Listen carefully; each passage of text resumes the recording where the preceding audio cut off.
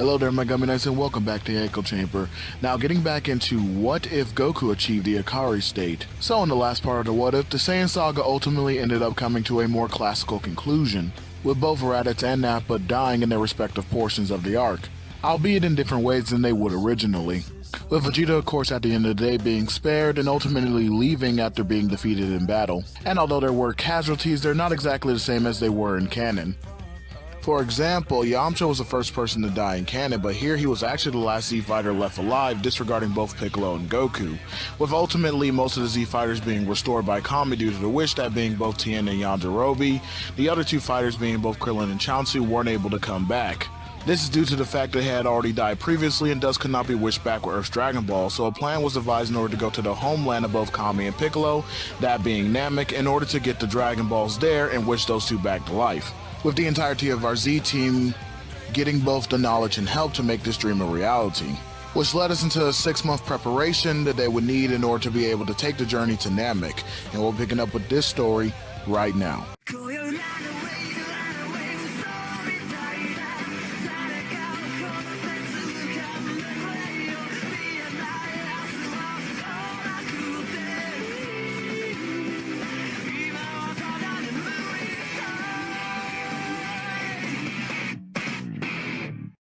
Now, normally I would immediately take this time to dive into the next section of the story, going all the way until Namek, but basically I don't want to do that because, as I said in the last part, there's a character specifically that I haven't been focusing on all throughout the Saiyan Saga so far, at least not in the last 2 parts, that I kind of want to focus on here and give a little bit of levity as to what they're doing and how they're going to be interacting with the story going forward.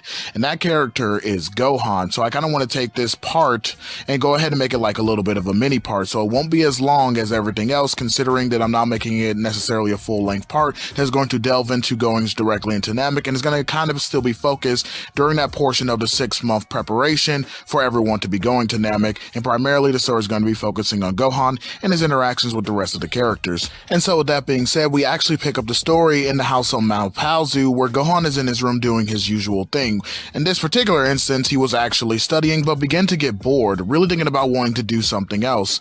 He began to go back over everything that's happened up until this point in relation to his events in the story. After he was essentially kidnapped, he was pretty much traumatized by that event to some level of degree, but I wouldn't say it's as much as it was in canon, because whereas in canon he was essentially thrown back into the war zone and trained by Piccolo, if you can really call it that, and then put out on the battlefield where he constantly began to get overwhelmed with traumatic experience. And you got to keep in mind, around this time period, from the time place of the early Saiyan Saga to the time place of Namek, Gohan is pushing that age between about 5 to 7 years old, and so he hasn't really had any time to adjust, and it's sort of taking over his childhood. I mean, then if you want to include the Android Saga after that, he immediately kind of came back, and whereas there was some time of peace, ultimately Gohan ended up suffering a tremendous other loss and then spent 13 years pretty much going through the whole events of the Android Saga. Now, that is the original timeline, but even in this one, he still faced tremendous threats, which would include the androids and Cell. So I do understand that, and it's actually a little bit different here, considering that he only really went through the Raditz situation, given Goku's caution and not really wanting to involve him any more so into fighting or being through experiences.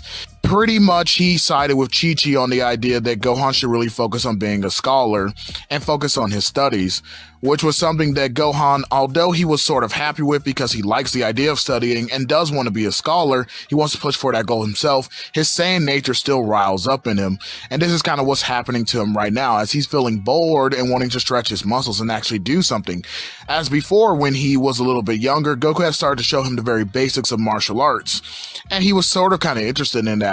And Gohan wants to sort of have a balance, but he realized that after the events of the Saiyan Saga, he can understand why his father was very much relented, but he didn't expect that he wouldn't be around anymore, because keep in mind, Goku hasn't really necessarily been around during this point in Gohan's life, because he's sort of been focusing on reviving everyone in preparation of going to Namek. And so whereas he is there, Gohan can feel that absence, whereas Goku treats him more so less just like somebody to, as in Gohan's mind anyway, be brushed off to the side. As in, he is there and he loves him and he appreciates him for who he is, but he doesn't necessarily recognize Gohan is capable of being a great fighter.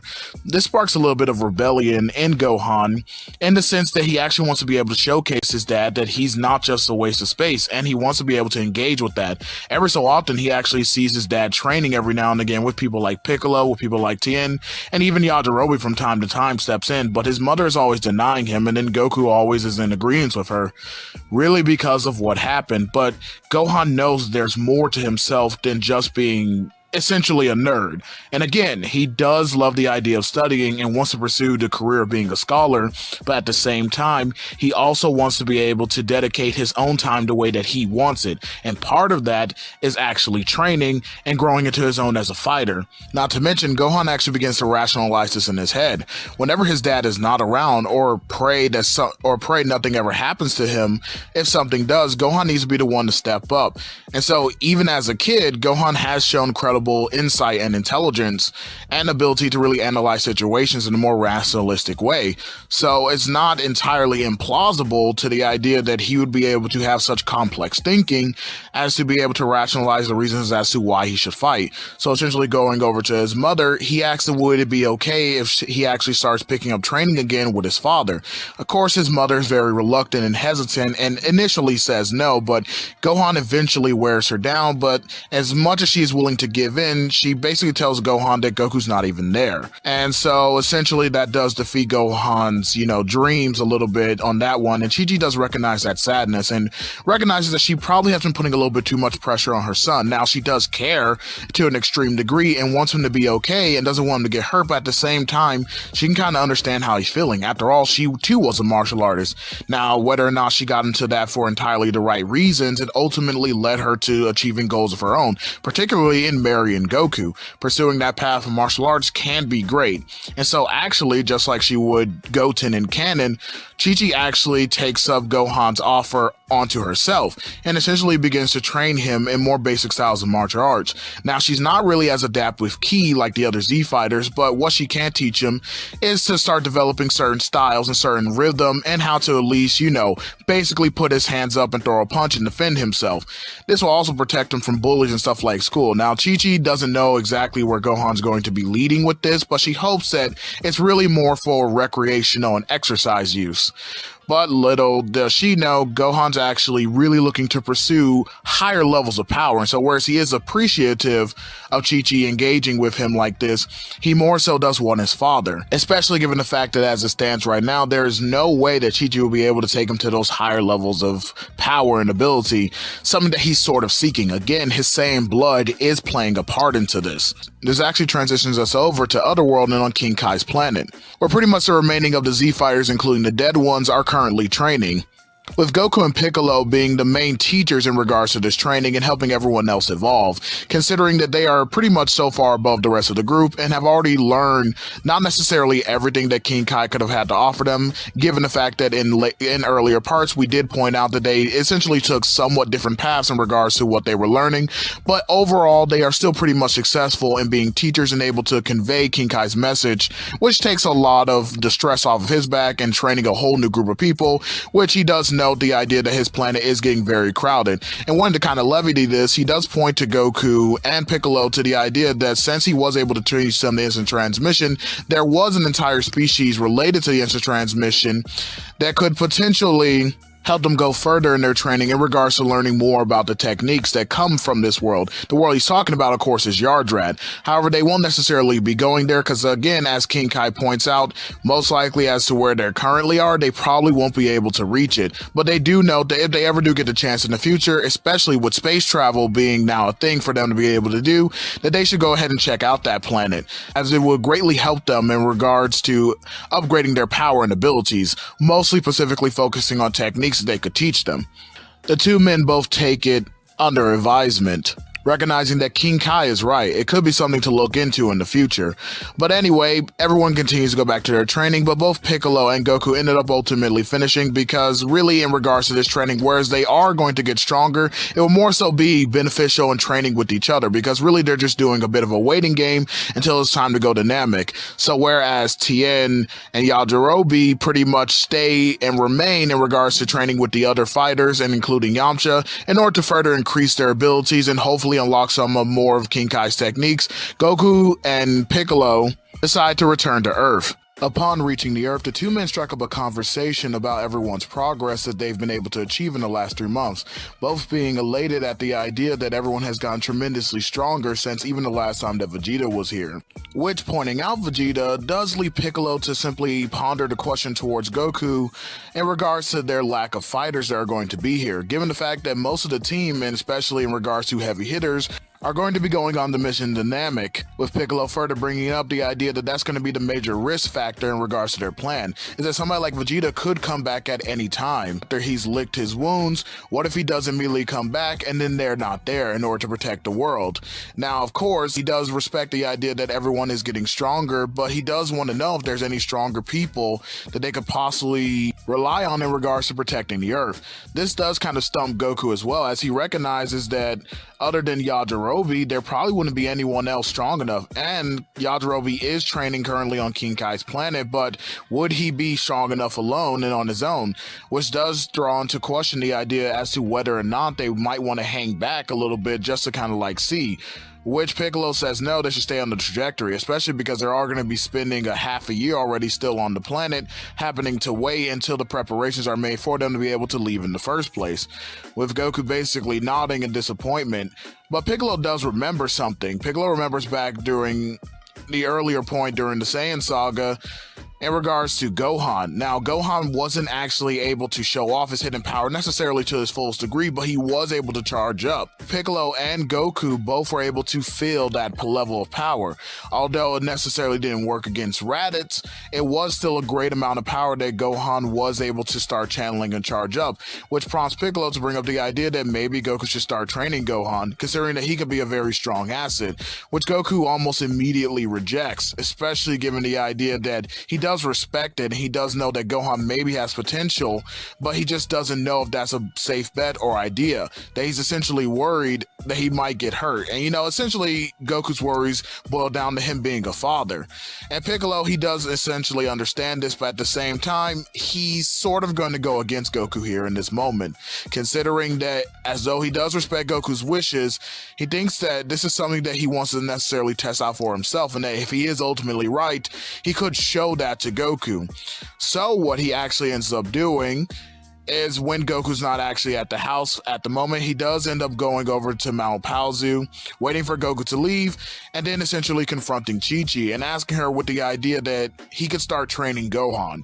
Now, of course, Chi-Chi is somewhat taken aback by this because of the whole reputation with Piccolo, but at this point, considering how much he has been around the house and how much he does hang around Goku, and the fact that Gohan seems to like him well enough, she does ultimately agree towards the idea of him training him. But Piccolo wants to keep it a secret from Goku, at least as of right now, because he essentially explains to Chi-Chi that he's sort of wanting to test Gohan a little bit. He's not going to do anything dangerous with him, but he is trying to see if he does have some latent abilities, and then he goes down to he breaks down the idea that it could be very beneficial, not only for himself, but in regards to helping protect his home. Chi-Chi indeed does understand this, and so ultimately again reluctantly agrees to it. But she does point out that she doesn't like the idea of keeping it a secret from Goku, but Piccolo reassures her that it's just a temporary thing. The fact being that he wants to make sure that it's going to amount to anything rather than just get the two hopes up.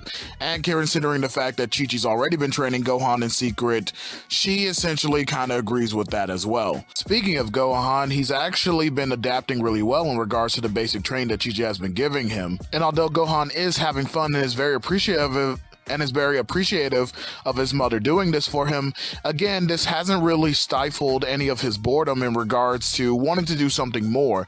He does see the necessity as to what his mom has talked about in regards to caution and learning from her own level of martial arts and skills that she has been passing down to him. He has become a much more patient and understanding person, even in regards to the little things. But again, due to his Saiyan biology and his ability to adapt, he has essentially gone past it.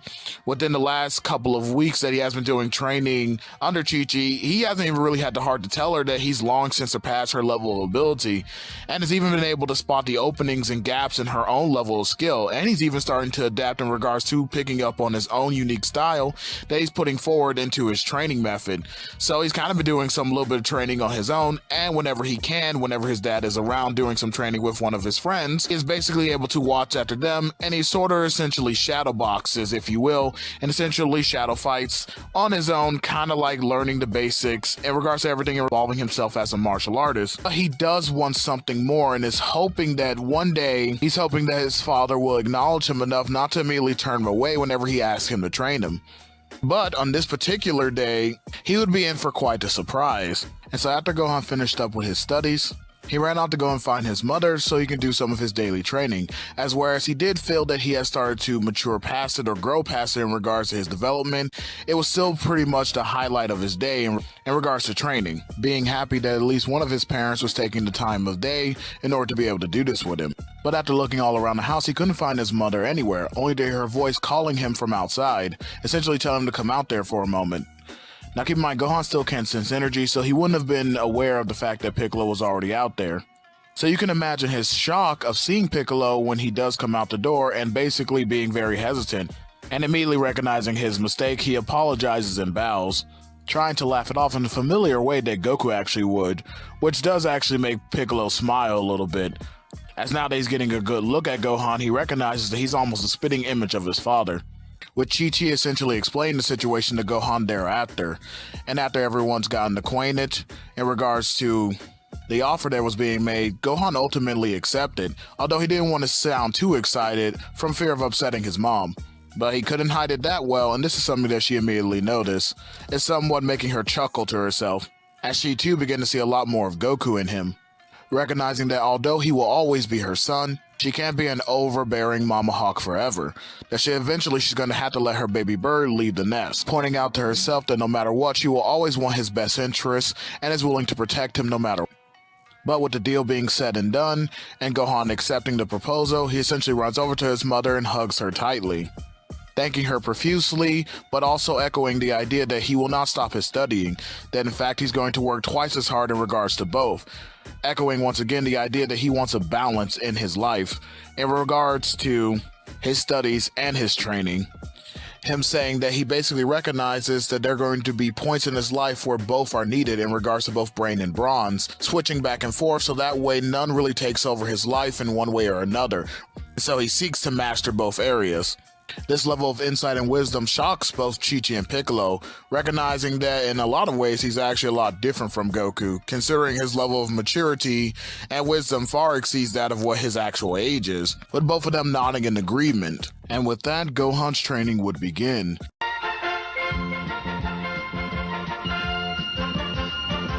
Piccolo began Gohan's training, with the first step again being strength and endurance. So for a month, he actually took Gohan out towards a local mountain range and essentially sort of put Gohan in the wilderness. But whereas unlike in canon where he sort of just forced Gohan into the situation and didn't really have a guiding hand and just hope for the best in regards to Gohan's survival, he's actually doing this with far more of a greater purpose. Thus, Gohan gets the most benefit, being the fact that Piccolo wants to essentially toughen Gohan up, because he understands that he is still a kid, but he is going to be more nurturing to him, not essentially abandoning him, but every day giving him daily tasks that he's going to have to do while under certain conditions. So essentially, Piccolo would do stuff like increase Gohan's clothes in terms of their weight, as a way to simulate weight training, and essentially increase them to the point where Gohan would be somewhat encumbered, while he would do things like outrun dinosaurs and things of that nature. Essentially, Piccolo would still look after him to make sure he didn't get into too much trouble, because he knew he would have other hell to pay if anything serious happened to Gohan. But this was a way in order to build his dexterity and agility and things of that nature. Very similar to the way that Master Roshi ultimately trained Krillin and Goku back when they were younger.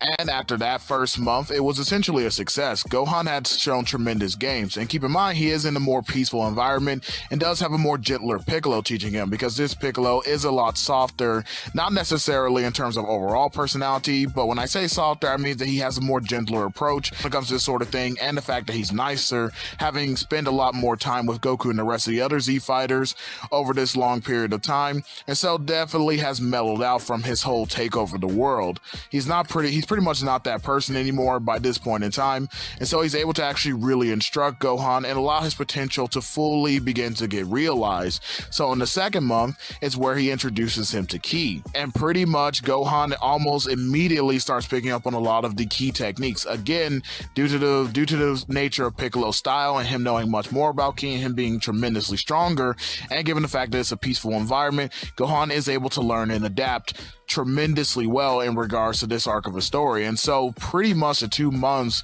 go by and Gohan has seen tremendous improvement. Not only is he much stronger, faster, and more durable, but he can also sense Ki, although he can't do it all that well, and he's actually already nearly perfected flying. So he can essentially go, but he can't go for long periods of time. And he's even been able to summon up his first Ki blast, although it was in a bit of an anger moment when him and Piccolo were sparring against each other, and Piccolo pushed him a little bit too far, which basically did confirm the idea that Gohan did have that amazing potential that both him and Goku were looking for.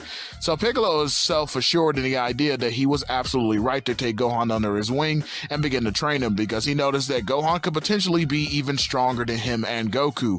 Essentially, if he is trained right and he continues on the path of his training, he could potentially be the most powerful person in the entire world. And so now we can pretty much go ahead and talk about Gohan's power level.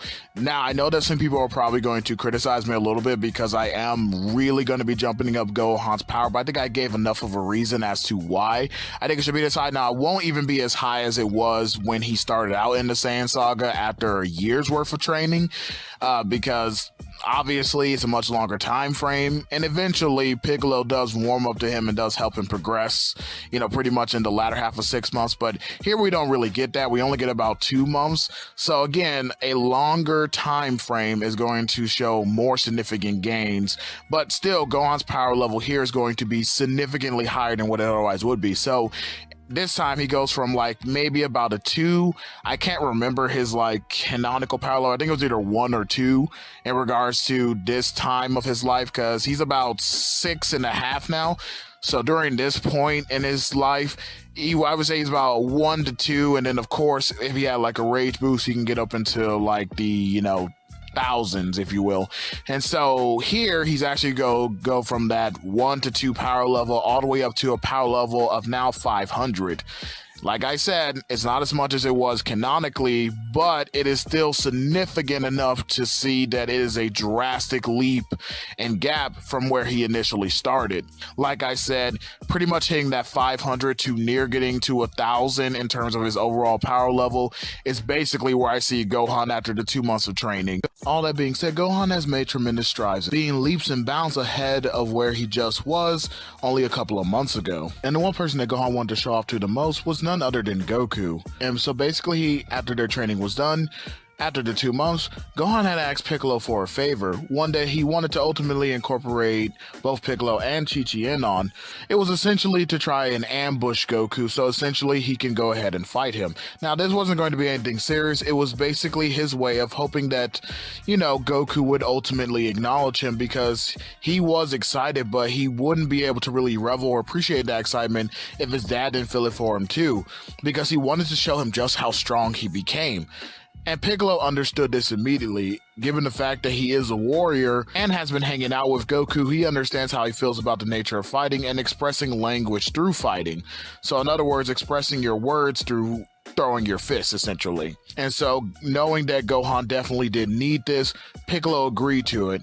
And ultimately so did Chi-Chi, so they essentially staged a very simple ambush, where Chi-Chi one day was essentially asking Goku if he can go get some firewood out in the woods, and that's exactly what he went to go do. Goku not really seeing anything about it, and understanding that, this is something that they probably need anyway, and so he was just gonna go ahead and do it. Now, of course, Gohan at this time was indeed doing his homework and studying, but he was just mainly pretending, and with Goku basically telling Gohan that he'll be back, and that he can't wait to see what his mom is going to make for dinner.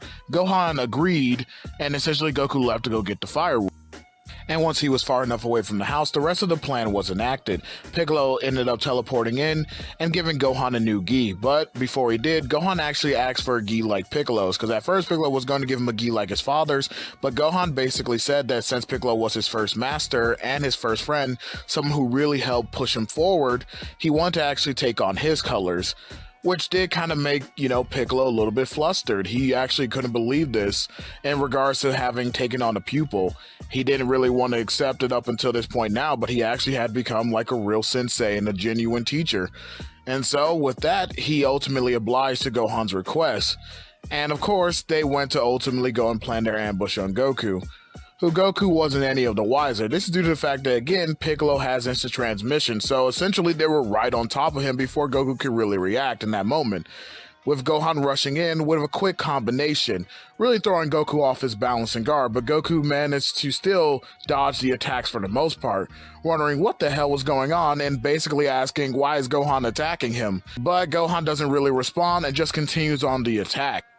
Essentially, while he begins to fight, Goku is sort of taken aback, but does somewhat engage with Gohan, telling him to calm down and stop it, with Gohan basically saying that no, today was going to be the day that his dad was going to acknowledge him.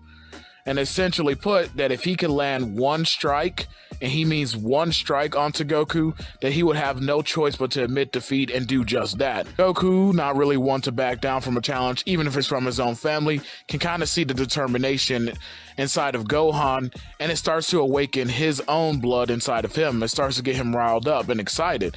Not to mention, finally having a chance to take a breath, he does recognize just how much stronger Gohan is. And then looking over to Piccolo with a quick glance, Piccolo ultimately smirks and nods, and Goku nods back at him, understanding exactly what was happening, although he couldn't necessarily believe it that he hadn't been paying attention necessarily. And so this would also be not only his way of accepting Gohan's determination, but also his way of apologizing. So they begin to engage. And of course, Goku is still massively stronger than Gohan, so there's no doubt about that. And under a normal circumstance, he could have beat Gohan easily, but he was just so taken aback by his level of progress. And it had only been a few months since really he had actually seen any type of progression in terms of his power level. So he had no idea just how extensive Gohan was able to be pushed. And of course, Gohan does recognize that Goku's not taking it seriously and basically demands to do so, even starting to get more aggressive and angrier, which does help shoot up his power a little bit, so that way he's able to contend with a suppressed Goku. Now, not to the extent that he's taking on him at his full strength again, but essentially essentially he has surpassed a level of suppression that Goku was utilizing at that time, thus pushing Goku back a little bit, but still not landing a clean hit. And thus, this frustration was allowing it to grow inside of Gohan, going more and more as he began to get angry. Because really put, Gohan was breaking down a little bit. He had been sad and he had been miserable and upset in regards to the fact that he felt like his father was dismissing him. And right now, it seems like he was doing the same thing again, not even remotely taking him seriously. And so he knew he had to push it, drawing deep on his will, drawing deep on his strength, knowing that his power, even if it wasn't at the level of his father's, that he was going to make him understand, that he was going to make him see that he can be strong too. Gohan screaming out and demanding that Goku take it seriously. His anger had reached such a fever point that before he even realized, he had actually accessed the Ikari state. It was a temporary burst and it was a temporary power, just like it was when Goku accessed it against Raditz. But Gohan's anger and the fact that him as a hybrid having much higher potential was able to utilize it, and thus it increased Gohan's power immediately and rapidly. Piccolo was even about to jump in because he noticed the tremendous level of power that was now coming off of Gohan and had spiked up immediately, and Goku was caught off guard by this, actually getting punched square in the face. Now, Goku actually bled from this only because he was holding back severely, and with him weakening himself to essentially be near Gohan's level, this punch actually did some real significant damage onto him, actually not only throwing Goku back, but once again making him bleed, thus allowing Goku's anger to flare up a little bit as he immediately kicked back, even raising his power to actually kick Gohan directly into the gut, knocking him down, basically almost rendering him unconscious. Immediately realizing his mistake, He goes and rushes over to Gohan to make sure that he's okay, him and Piccolo both. But when they come over to Gohan, rather than seeing him in a great and intense amount of pain, he's actually holding a smile on his face. And although he's fallen into unconsciousness, he couldn't be more happy that his dad actually did it. His dad acknowledged him as a competent warrior, the fact that he made him use his strength against him. This was all that Gohan needed. Goku and Piccolo both couldn't help smile at this as well. For even though he hadn't spoken any words, they knew exactly what Gohan was feeling. And Goku was indeed very proud of his son. And with that, we'll be ending off this little mini arc and part right here.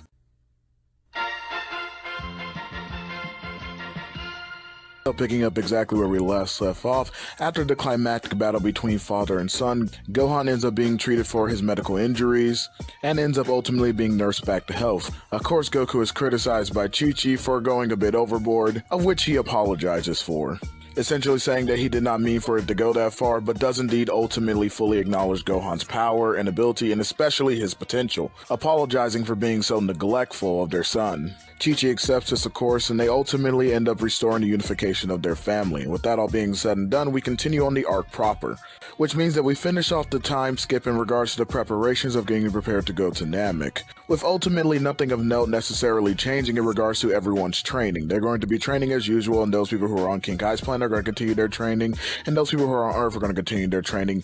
Mainly, really, that comes in the only notation regarding around that Goku and Piccolo are now on Earth, and they're completely involved in training Gohan, which fosters a better relationship between the entirety of the group, and that's where they spend essentially the remainder of their time. They also ended up even incorporating Yajirobe into that, another fighter who was selected to remain on Earth. The goal here ultimately trying to make both he and Gohan as strong as they possibly can be in order to deal with any problem that may rear its ugly head on Earth. And they are extremely successful within this endeavor, with both Yajirobe and Gohan growing tremendously in terms of power level, with both of them, that being Gohan at 10,000 and Yajirobe being at 12,000 respectively. And I know that some people may, criticize this in regards to it being such an evolution in terms of power, but you gotta remember that both Goku and Piccolo are significantly stronger here and would have a lot more experience in terms of training and abilities that they could pass on to these guys in order to be able to elevate them. And especially given the fact that with Goku having achieved the Ikari state, Gohan's potential is astronomically greater than what it would naturally be, even in canon. On top of that, he is also a hybrid, so if anything, I would be questioning the idea of why it did not make the power level higher, given the fact that they had several months of training, and especially not so much intense, but intense enough to where it would be noticeable because they did not know what they were going to face out there going up against Namek. And as for Yajirobe, in terms of the context of that, human fighters, especially when they have trained for any level of situation in Dragon Ball, as we have seen, have grown tremendously even in a few months. Come to think of it, if we actually remember, even though it was technically filler, the filler is indeed canon to the anime of Dragon Ball, so this would be just considered canon in regards to the context of the anime, but it can even apply to the manga and generally across the board. The Z fighters, within the span of about 6 months or so, were able to grow tremendously, so much that they surpassed even the Ginyu Force. So that way, when the Ginyu Force died and we're trying to start stuff on King Kai's planet, Tien, Yamcha, even Chaozu were able to defeat them with pretty much no effort at all, something that both Krillin, Gohan, and Vegeta while on Namek were struggling with before they got their power-ups. So we know that humans, even when they're having leisurely training while taking it somewhat seriously, can grow tremendously. So I don't think that Yajirobe's power level is exaggerated either, especially given who his training teachers are and who his training partners are. So I think that putting Gohan and Yajirobe at these levels is more than respectable enough given the situation that we're going for here. Nevertheless, the remaining time does indeed come and go, and Bulma and as well as her father do finish preparations with the ship, so that way the group can indeed go to Namek. Now Bulma will of course be going to Namek as well in this timeline because ultimately she is the pilot and she is the one who's going to be helping them with their navigation and stuff like that, because I just don't want to get anybody confused given the fact that we have a tremendous powerhouse of a team, and then people are going to be like, why is Bulma still included into this? She's not only the one that prepared the ship alongside her father, but she's also the one who knows how to navigate the ship. She knows everything for the ship in regards to that, so she is still a valued member of the team. And also they need her for other useful technologies that she can bring to the table in order to help. I just want to kind of like clarify that into why Bulma is going. I know that not a lot of people are going to be questioning it, but there may be some people who are out there wondering why I'm allowing Bulma to come here, especially when you got this other 4-man team consisting of Yamcha, Tien, Goku, and Piccolo, who are tremendously capable on their own, especially by this point in the story. The group ultimately says their goodbye with an especially tearful goodbye to both Gohan and Chi-Chi that Goku ends up giving out, essentially telling Gohan that he's the man of the house, you know, kind of giving that whole spiel that it's up to him, that he has a responsibility of now protecting the Earth, and Gohan essentially tells Goku he's not going to let him down. And with all the goodbyes said and done, the team ultimately ends up heading out towards Namek. And speaking of which, I kind of want to transition over to Namek, because since the group took the original time frame that Goku took in order to get to Namek, meaning that although our team from Earth is going to be arriving there in 6 days, there was already things that happened on Namek, given that the group had already been there for a few days. This would include notably Vegeta, and so I kind of want to go and transition over to Namek to tell you exactly how his story was going, considering that it's of vital importance due to the fact that, well, Krillin and Gohan aren't there. And so in regards to Vegeta, I would just go ahead and say that he would have somewhat less of a hindrance, but also would be in a lot more extreme danger, especially given the context of his fights. So, he ends up ultimately engaging with both Dodoria and Zarbon, for instance, as something of a notable change. Whereas Gohan and Krillin were there, Vegeta's not going to help out some random village that Frieza is destroying.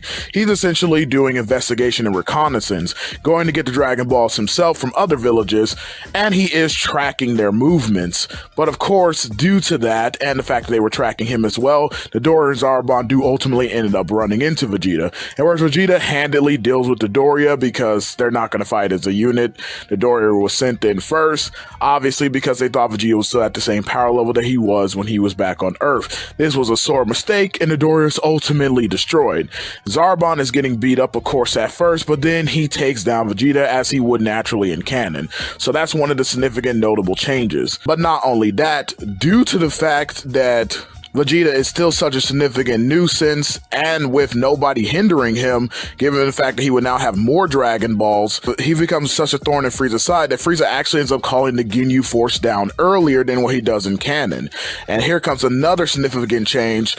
Guru makes a play for desperation and ultimately ends up sending Nail, and Nail does adhere to this. So the people who we're going to see going up against the Ginyu Force this time around are going to be both Vegeta and Nail. They're going to be going up against the Ginyu Force when we see our team arrive.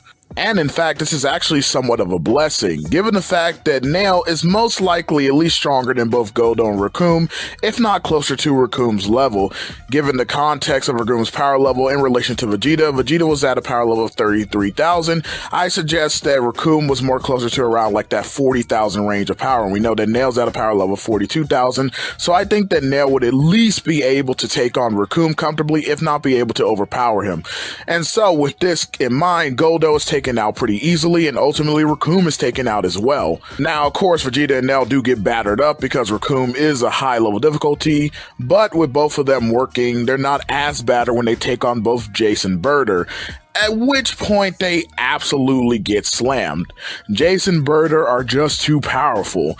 So Nail and Vegeta, although they're putting up a valiant fight, are ultimately being destroyed and wrecked in this endeavor, as they're no match for the tag team of the Red Magma and the Blue Hurricane. This ultimately ends up leading them both to a near-death state, with Nail taking the brunt of that, being more fatally injured than Vegeta was by the time that our group arrives. But of course, when our group arrives, it is an absolutely different story. Coming off the ship, fresh off the presses, they are looking like an ultimate unit of badassery. And this is mainly due to the fact that, just like in canon, because I know that some people may say, well, they probably aren't strong enough to take on the Ginyu Force. But just like in canon, when Bulma and her father ended up ultimately working on the ship, they re-outfitted it and also included things like gravity training, especially based on the notion. I've already established this in other parts, but just in case somebody forgot, just go ahead and remind you that that would be something that still happened here. And so when you got these amount of fighters, especially how many of these fighters know Kaioken, and the fact that both Goku and Piccolo are starting off extremely at a higher level, everyone here got immediately stack boosted when it comes to the gravity training, especially considering the fact that they all would have reached 100 times gravity, most likely even going beyond that before the time in which they arrived on Namek. And in fact, I'm not going to showcase the power levels on screen, just so you guys can indeed see exactly what I'm talking about in terms of how much monstrous growth this team has undergone since their time training to come to Namek. And as you can see, it's not even close in comparison to most of the fighters that you're going to be seeing during this portion of the saga. In fact, that's why, unlike with the original team dealing with both Gohan, Krillin, and Bulma, they're not going to be doing any running and hiding. And I know there's some people who like a lot of the strategy aspects of Dragon Ball, and don't get me wrong, I do too. But these guys are pretty much all Goku from canon and far surpass of Goku's level where he was at when he arrived on Namek. So it's absolutely no contest for anybody. They're just going to essentially be like Goku. And like Goku they are, considering that once they suss out the situation, Tien is actually the one who jumps the gun, immediately going forward towards the battle. And right before a death blow ends up ultimately finishing off Vegeta, coming from none other than the Blue Hurricane himself. His kick is caught directly by the ankle via Tien's grip. And he's just staring daggers at this man. He's absolutely peering right through his soul. And Berta couldn't believe it. He was like, how can anyone be this fast? He's supposed to be the fastest in the universe. And that's when Tien utters the, of course, badass line that Goku said originally, at least as far as the English dub is concerned, the whole second fastest in the universe. Berta then snatches his leg away, trying to go for another attack, but Tien easily dodges that and gut checks him so hard he sends him flying up into the air and completely shatters through his armor, before jumping up into the air and then doing a hammer fist, knocking him back towards the ground. Berta was taken out pretty much immediately from that attack. The rest of the group ultimately arrives, and Jace, like in canon, just runs away, screaming for Captain Ginyu, like nobody's business, because he realizes that he's not about to take on any of these guys. Especially because in that assault alone, Tien's power registered at around a total of 80,000. Now, this is still Tien holding back, and Jace knew that he was absolutely cooked, and so just ran off to go get Captain Ginyu. This leaves Vegeta absolutely flabbergasted. He can't believe what he saw just now. There was no way Tien was able to do that. But Vegeta's stunned silence ultimately ended up having him drop his guard, in which case Goku touched his head and, using his telepathic powers, was able to read his mind in regards to the situation of everything going on up until that point, with Piccolo having gone over and done the same thing for Nail. And now that they were caught up on the story, Goku ultimately ended up handing Vegeta a senzu bean, despite telling him that he did not like his actions on the planet up until now, given the fact that he did read his mind and saw what he did to a lot of the Namekian villages. Now, whereas Goku is apprehensive about that, he does again ultimately give Vegeta a senzu bean. Nail, on the other hand, will not be so lucky, given that his injuries were far too fatal up until that point. But he does have a bit of a gift to pass on before he dies, and that is actually to fuse with Piccolo. So not only are we getting the fusion in an entirely different way, but we're actually getting it a lot earlier than what we would have. So Piccolo's monstrous strength is already astronomical, but it's going to skyrocket after this. And of course the fusion is then complete, and it's easily noticed by the rest of the group that Piccolo is a whole different beast. In fact, he's so unafraid that he immediately wants to go after the other high power level in the distance, sensing that it's Frieza. And nobody even really questions this, but a telepathic message does come over them in regards to Guru, speaking to them about everything else that is going on, and then in relations to what the Dragon Balls are and what has happened in the Dragon Balls. And even though they're a bit worried by the fact that Frieza does have all the Dragon Balls in his possession, Guru lets him know that due to the fact that Frieza does not know the password, or in this case Namekian, he would not be able to actually use the Dragon Balls and will most likely be heading out soon in order to find out the so-called password, or to find a Namekian still living who can activate the Dragon Balls for him. So this gives the group a chance, and they're all extremely ecstatic about this. Guru also informs the group that He had been reading their minds the entire time that they were talking, and after realizing the purity and sincerity of what they came here for regarding their wishes, Guru ultimately accepts to help them, letting them know that he's not long for this world, and that if they do want to make their wishes before he died, they should do it as quickly as possible, and that he'd be more than willing to help, saying that they would have to first go and retrieve the Dragon Balls and bring them to him. This is due to the fact that Guru himself is the last Namekian alive who can do anything in regards to helping them with the Dragon Balls, since Dende was ultimately killed back in the village. As if you guys remember in canon, not only was Cargo shot down, but Dende was about to get shot down by Dodoria. And with no Krillin and Gohan, and especially given the fact that Vegeta does not really care, Dende was ultimately killed too. And due to the fact that Nail was a warrior Namekian and thus not a part of the Dragon Clan, and so he couldn't use the Dragon Balls, this does make Guru the only one left who can summon up Purunga in order to help grant them their wishes. But on top of helping them with that, he also wants to impart onto them one last gift. And so he tells part of the group to come over there to them, whereas part of a group should go over there and get the Dragon Balls. With both Piccolo and Goku smiling, noting the ease of this, given the fact that they both have instant transmission. And so they begin to divide up the teams. Goku and Vegeta are heading over towards the Dragon Balls, whereas Piccolo, Tien, and Yamcha are going to be heading over towards Guru. And given the fact that Frieza is already on the move and heading in towards that direction, they think that this would be best, since Piccolo is indeed right now currently the strongest of the group, and that he would be their best chance in going ahead and holding off and even potentially taking out Frieza. So they want their strongest member already over there, because if Frieza does get to Guru before they do, bad things will happen. So with that, the groups do indeed separate, with Goku taking Vegeta and Piccolo taking the rest of the groups to their areas respectively. Instantly appearing in Guru's home is Team A, consisting of again Piccolo, Yamcha, and Tien. And Guru goes over what the gift was that he wanted to give them. And that, of course, is having their potentials unlocked. Piccolo declines this, however. Given everything that he's gone through, on top of having Kaioken and Nail, his confidence is getting to him a little bit, but it is somewhat justified. Again, they don't know the extent of Frieza's power, but Piccolo is really confident that he could do it, and thus declines the offer to have his potential unleashed. But the other two readily accept it, given the fact that they too felt Frieza's power and realized that they'd be more of a help rather than a hindrance to Piccolo if they did have the power boost, even if it was of a minuscule or marginal difference. However, lucky for them, it is not that. As we know, the power boost does indeed give you an overabundance of multiple times of an increase. Now, of course, this happens over time, but it is quite noticeable. And back at Frieza's ship, before Ginyu and Jace could even leave, Goku and Vegeta show up right then and there, with Goku pointing out the rather obvious that, hey, they just left the Dragon Balls hanging out. But of course, Ginyu does indeed stop, stumping back down, saying, nope, you guys are not going to be getting the Dragon Balls today, and that this is actually in his favor. He's glad that they showed up because he would hate to have to chase them down. And of course, Vegeta and Goku are just looking like,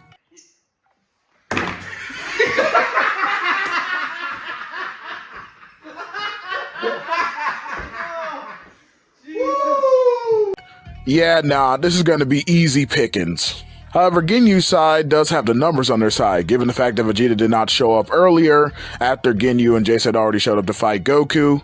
The Frieza soldiers are still alive, and so they end up joining, of course, on Team Ginyu, and it hopes to give them the numbers advantage, but this isn't really going to make a difference. And you guys will see how much of this is not going to make a difference in the next part.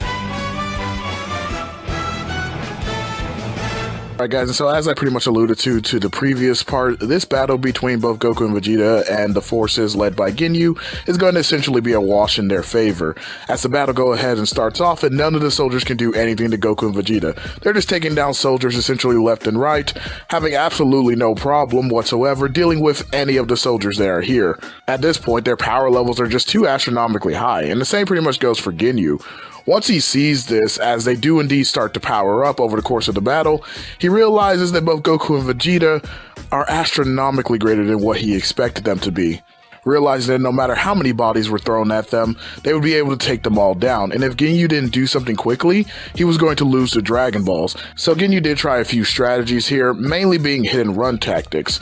Utilizing his maximum full power, he would essentially dash in while multiple soldiers were attacking Goku and Vegeta at once, but this didn't really work. Due to their ability to sense ki, they were able to pick out Ginyu rather easily, and every time he came forward, they would essentially knock him back. Mainly they were trying to go after him while his guru was trying to give his commands to the group in order to be able to try to flank them and stop them from approaching him. Realizing that no matter what tactic he did, there was never going to be a way that he can get past their overwhelming power, he decided to go with his last resort, that of course being the body change technique. And so Ginyu sought another distracting tactic by laughing maniacally out loud, his laugh overwhelming the battlefield in regards to everyone beginning to pay attention to him. With the distraction successful, he decided to stab himself right in the chest, damaging his body. This shocked pretty much everyone on the battlefield, but Ginyu screams out quickly to his men for them to grab hold of both Goku and Vegeta, and with the momentary distraction, they ultimately do, with Ginyu utilizing that momentary lapse to rush over to Goku immediately and do the body change, successfully getting it off. And the reason why he picked Goku was, well, really obvious. Goku is massively stronger than Vegeta right here, and in regards to Goku's base form, it's massively even stronger than what he used when he powered up to Kaioken times 2, when he was showing off his initial power of coming up to 180,000. Keep in mind, Goku's base power is even above Frieza's first form, and he successfully managed to get it off, taking over Goku's body. Vegeta, who's at a loss for words, doesn't want to get caught by whatever technique that was, as it seemed to have done something weird to Goku. He has no idea that they switch bodies at this moment, but decides to do a super explosive way, blowing all the other men off, heading right towards Ginyu, only for him to scream out, "No, Vegeta, don't attack me!" screaming at the top of his lungs that it was him, Goku.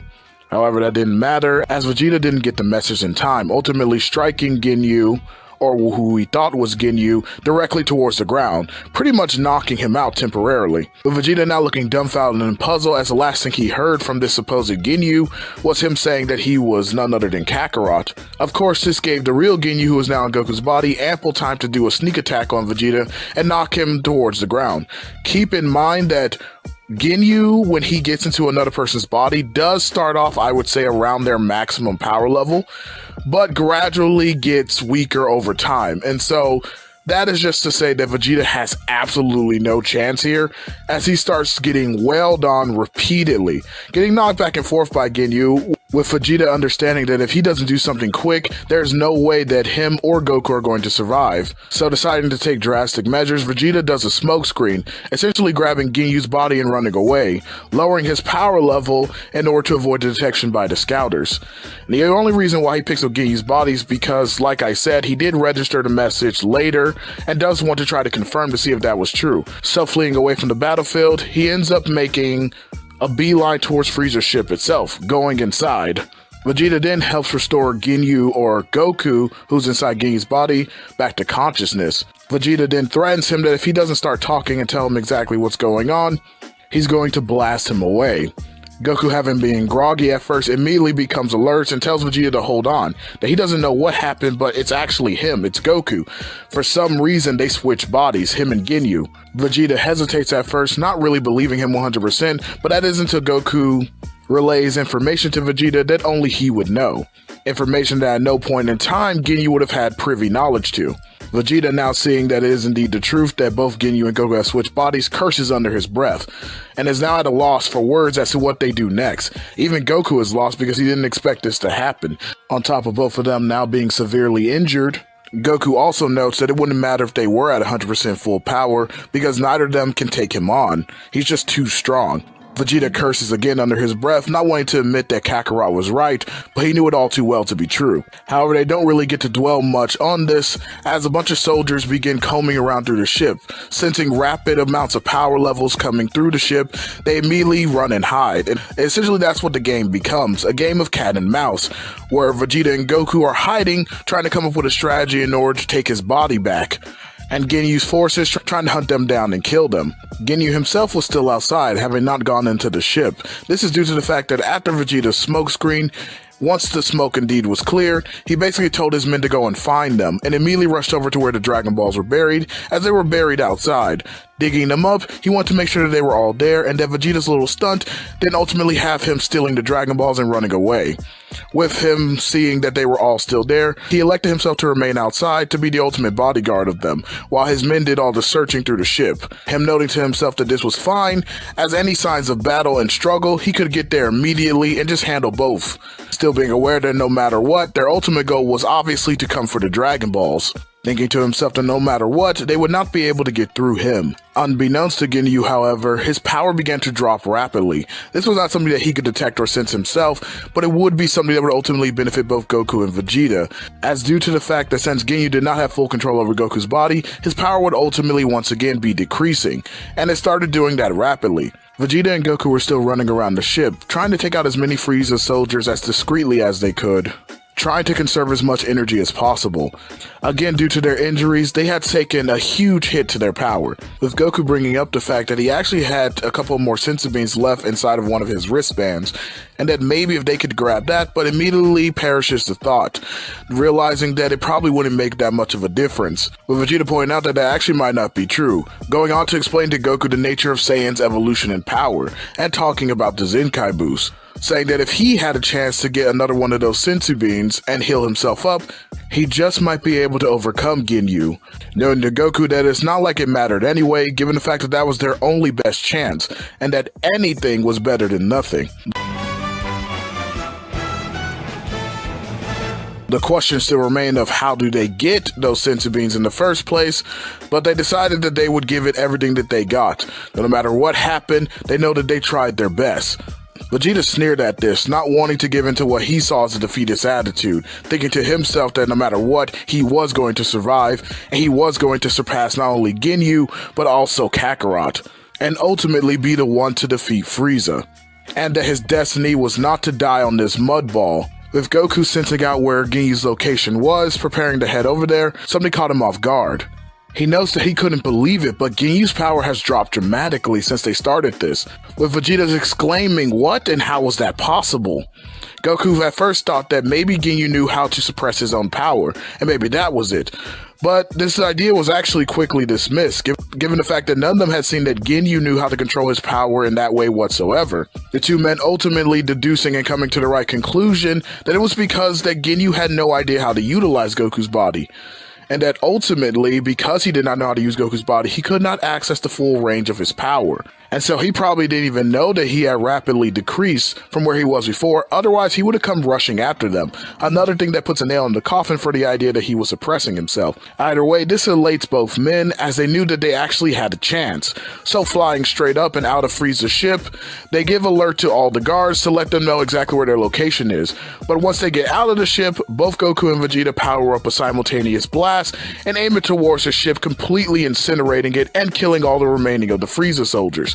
As although their powers had took an initial hit, they were still massively stronger than any one of the Frieza soldiers individually. Ginyu is alerted to this, having seen the huge explosion, and decided to fly over there, only to be met with both Goku and Vegeta heading over towards his direction. He's ready to engage with them and puts a devilish smile on his face as they begin to tussle with each other. But unfortunately for Ginyu, he realized too late, as when he tried to throw a punch at Vegeta, he notices that it was actually dodge. Realizing that he was speed blitzing Vegeta before, he had no idea what happened. He could not understand how this was possible. He should have been easily able to tag Vegeta and overcome him. Not paying attention and being distracted by this fact, he gets a giant hammer fist slammed directly into the back of his head, knocking him towards the ground by none other than Goku inside of his body. Realizing that that actually hurt, he was confused as to what was going on, as when he registered his power on his scouter before it exploded, he had clocked Goku somewhere over the 500,000 range. And don't worry guys, for all of you who want to know exactly what the power levels are, they're going to be up on screen. Again, Goku and Vegeta did take a hit, but their power is still within the range of Ginyu, with Goku actually being slightly stronger while in Ginyu's body. But because the margin of difference is negligible, neither side has an advantage over the other, even with the slight differences in power. However, this did confirm both Goku and Vegeta's suspicions about Ginyu's power, and with that, they begin to attack relentlessly for as much as they can, Ginyu does try to put up a fight, but he's quickly losing ground, as Ginyu's power would ultimately still be dropping. However, due to the injuries that both Goku and Vegeta had suffered, he still manages to stay inside of the game, overcoming the two individually at some points in the battle. Essentially, at this point, he's trying to run away and gain his bearings, trying to understand what the hell happened and why is his power ever so dropping. Using one of the new scouters that he got from a subordinate while he was here, he registers his power and realizes that it had dropped even further, going from 100,000 all the way down to 95,000. He was completely confounded and confused and couldn't believe that this was happening, screaming at the top of his lungs that it was impossible. However, that momentary stop would ultimately cost him, as he got a punch from Goku directly into the face before Goku then put him inside of a full Nelson, suspending Ginyu inside of the air, with his arms raised up, and this left an opening for Vegeta to hit him with a thunderous gut check. And as well as that didn't do super amounts of damage to Ginyu, it was something that he did indeed feel. And now realizing that he was at a disadvantage and that this could be the end, he screamed out in a burst of anger and rage, letting his power flood through, temporarily restoring his higher power levels. And using that momentum, he headbutts Goku, using the back of his head, and does a spin kick, knocking Vegeta straight into the ground. He then turns and aims his next assault towards Goku, who is still dazed up in the air, hitting him with a 4-piece combo, 2 hook punches to the face, a thunderous knee to his gut, and then a double axe handle, slamming him down towards Vegeta. After that assault, he began to breathe heavy, noting to himself now that he thinks he figured out the problem. It's because he wasn't used to Goku's body, and therefore, recognizing that there are strategies in order to gain back that strength, he wants to utilize them to hurry up and finish off these two before they can do anything to him. However, he would not get the chance, as once the smoke cleared from the two craters, a tremendous power is let off. This being none other than Vegeta. This completely dumbfounds Ginyu, as he has no idea how Vegeta managed to restore himself. He was thinking that he was near death. Especially after that last attack, there's no way he could have been healed to 100%. Unbeknownst to him, Goku did manage in that exchange to grab his wristband off of his own body, taking the 2 senzu beans with him, and then handing both to Vegeta, with Vegeta taking one and putting the other one inside of his glove, for safekeeping. Vegeta is now not only restored to his full power, but to even greater magnitudes than he was before, and begins to unleash a world of hurt on Ginyu, beating him up over and over again. And essentially the situation is kind of go the similar way that it did in canon. Ginyu's going to get a beatdown, essentially play possum, and try to bait Vegeta into an attack, for which he tries to change bodies with. But Goku, instead of actually trying to fly over there, considering that he was too far away at the time, he decides to use one of his techniques, as whereas he may lost access to the majority of his techniques being inside Ginyu's body, there was still one technique that was a universal technique that you could essentially use no matter who you were, that being the instant transmission, and so Goku uses that in order to teleport over there, getting there instantly, and of course taking his body back. Vegeta, realizing that he almost got caught slipping, doesn't even give Ginyu the chance, and pretty much destroys him after that. Handing over the leftover senzu bean to Goku, he ends up of course making a full recovery and getting a Zenkai boost. And with that, both Goku and Vegeta pick up the Dragon Balls and teleport over there towards Guru. With the group all back together, will they be able to achieve their goal in resurrecting their friends, or will Frieza be the ultimate hindrance that stops their plans from going forward? And we will answer that question next time.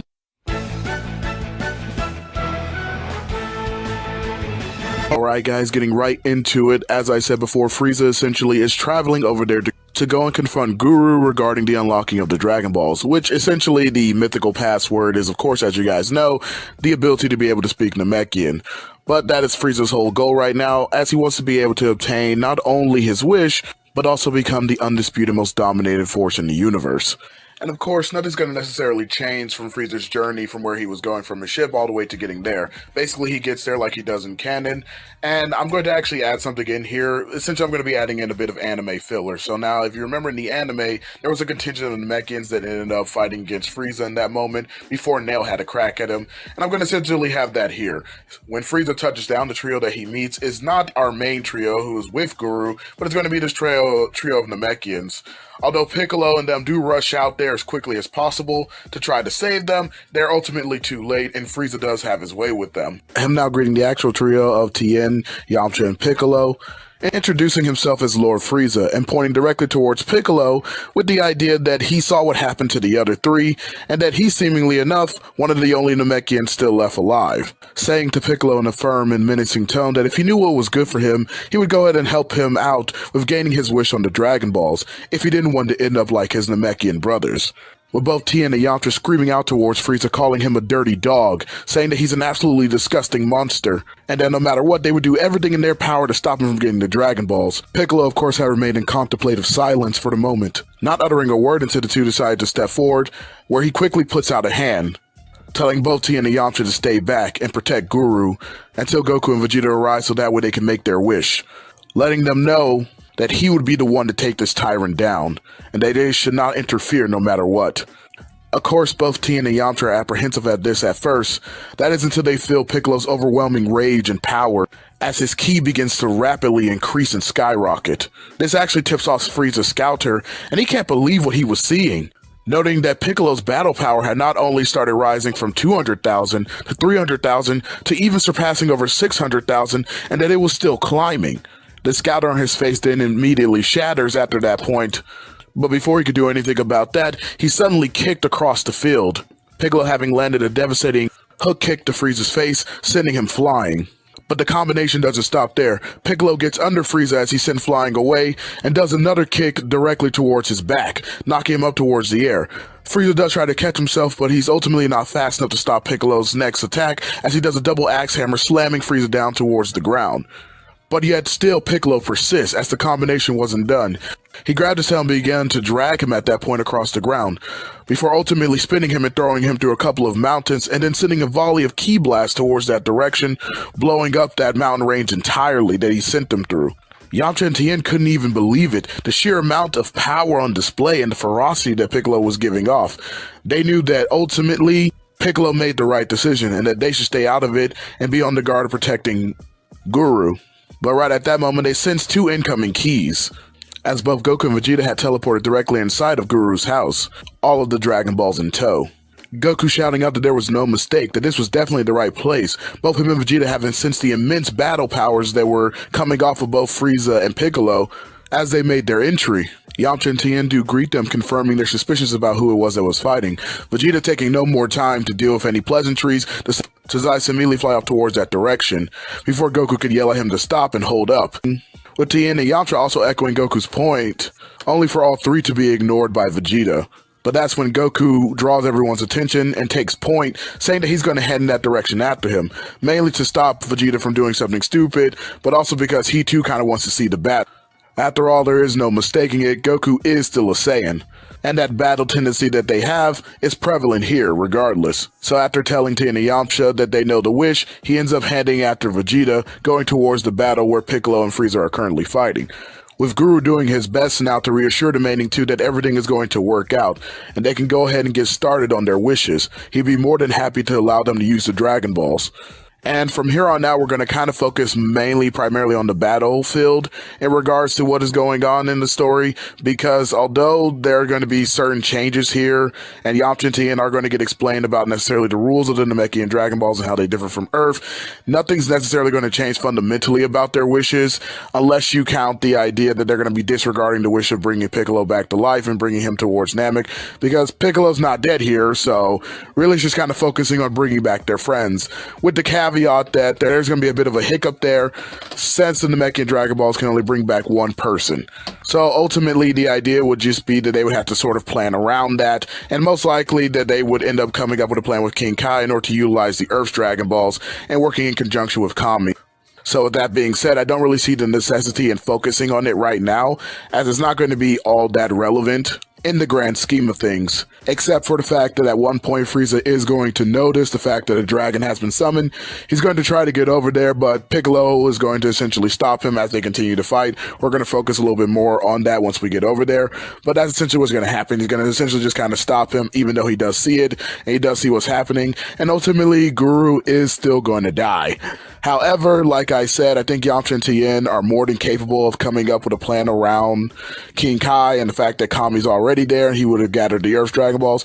Most likely the resurrection of the Namekians coming back to life can happen even sooner than what it originally did in canon. But nevertheless, like I said, we're going to be primarily focusing on what's going on the battlefield. So let's go ahead and transition over to there. So now with that, we transition over to the one-sided beatdown that Piccolo was giving to Frieza. Because try as Frieza might, there was absolutely nothing that he can do. Frieza's main goal in this fight was trying to get to his second form. He knew he had to do something in order to stop Piccolo's advance, but Piccolo was just dominating him at every single solitary turn. No matter what type of combination Frieza tried to throw out, punches, kicks, Piccolo parried and deflected them all. Even when it came to Ki Blast, there was nothing that Frieza could do. They would either bounce off Piccolo or he would put up something like a Ki barrier in order to just block them off. For a little bit of visual representation, you can imagine it's the same thing that happened when Goku went up against Jiren, and how when Goku was utilizing his attacks before he went up to Super Saiyan Blue, he was able to do absolutely nothing to Jiren, except only slightly tilt his head, at most, when it came to his attacks and things that he threw at him. That's essentially where Frieza is right now. Piccolo's just kind of stonewalling his offense and putting him through an absolute meat grinder. Frieza was tired and battered and hurt, but tried to go for another assault. He just thought to himself that if only he can get up to his second form, if only he can make it up there, then he should be able to finally tear this Namekian apart. And so doing another barrage of death beams that Piccolo essentially walks through, Frieza also tries to create a smokescreen with them. But Piccolo was having none of it. Seeing Frieza's poor, pitiful tactic of trying to escape, Piccolo ran right through the death beams with little to no effort, essentially dodging or just stonewalling them completely. Coming out of the smokescreen that Frieza created, he immediately blitzes towards him and does a thunderous clothesline that turns Frieza into a spiraling football, before gripping him up by his horn and leg, and then slamming him directly back first onto Piccolo's knee. Frieza was completely killed over in agonizing pain. But the screams of sheer terror and fear that were echoing throughout the battle were quickly silenced by a hook punch that Piccolo used to send Frieza directly towards the ground, making another crater with his body. Frieza was laying down in that crater, absolutely beaten and destroyed, gasping for air as he screamed out, damning the universe. How could this possibly be? How could some Namekian filth overcome him? He is the strongest, the mightiest one in the universe. He shouted that this was completely impossible. His words were silenced by the bellowing boom of Piccolo's voice as he came down telling him to shut up, walking towards him. "You're a complete and utter disgrace. After everyone that you've killed, after all the innocents you slaughtered, you now lay there, humbled, beaten and broken, humbled by a member of the very race you thought so insignificant. I pity you, creature, the so-called terror of the universe. The would-be despot who done nothing but conquer every single solitary thing he's ever come across, feeling no remorse or care about the people he's harmed, or the worlds that he affects. In fact, you're a lot like the way that I used to be." Piccolo snickered to himself. He couldn't help but somewhat smile, seeing the irony in all of it. "But now, you're finished!" Piccolo had finally reached him, preparing an attack, but before the words could come fully out of his mouth, and before he can get off that attack, Frieza had screamed to the top of his lungs using one last desperate maneuver, a super explosive wave of his own, bursting out all of his ki at once, trying to just do anything to get Piccolo away from him. Unfortunately, this had the opposite effect, as Piccolo not only managed to catch the explosive wave itself, but start to contain the energy around Frieza, completely containing him and trapping him within the own bubble of his energy that he used to reflect back onto him, ultimately letting off an explosion that did more damage to Frieza, stopping what Piccolo believed to be his last resort. Piccolo then grabbed Frieza by his broken armor, lifting him up and holding him within a position that was quite familiar. In fact, it was the same style and position that Cell used on him in the Android Saga to finish him off, except Piccolo was going to use it to finish off Frieza here. But right before Piccolo finished him off, he noted both the keys of Goku and Vegeta incoming. Looking up towards them, he sees them as they come down towards him, with Vegeta shouting to "Wait, Namekian!" Frieza was going to be finished off by anyone, it was going to be him. Piccolo couldn't believe the idiocy that was coming out of Vegeta's mouth right now. However, he had no time to give a retort, as Frieza then woke up suddenly after seemingly being unconscious inside of Piccolo's hands and blasts an eye laser right into Piccolo's eyes. And although the attack didn't really hurt Piccolo, it did cause him to drop Frieza completely as he stumbled backwards.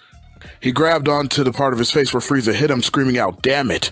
This shocked both Goku and Vegeta, but this momentary distraction was all Frieza needed. Quickly, he accelerated past his second form and getting all the way to his third form before Piccolo managed to regain himself and come right back at him.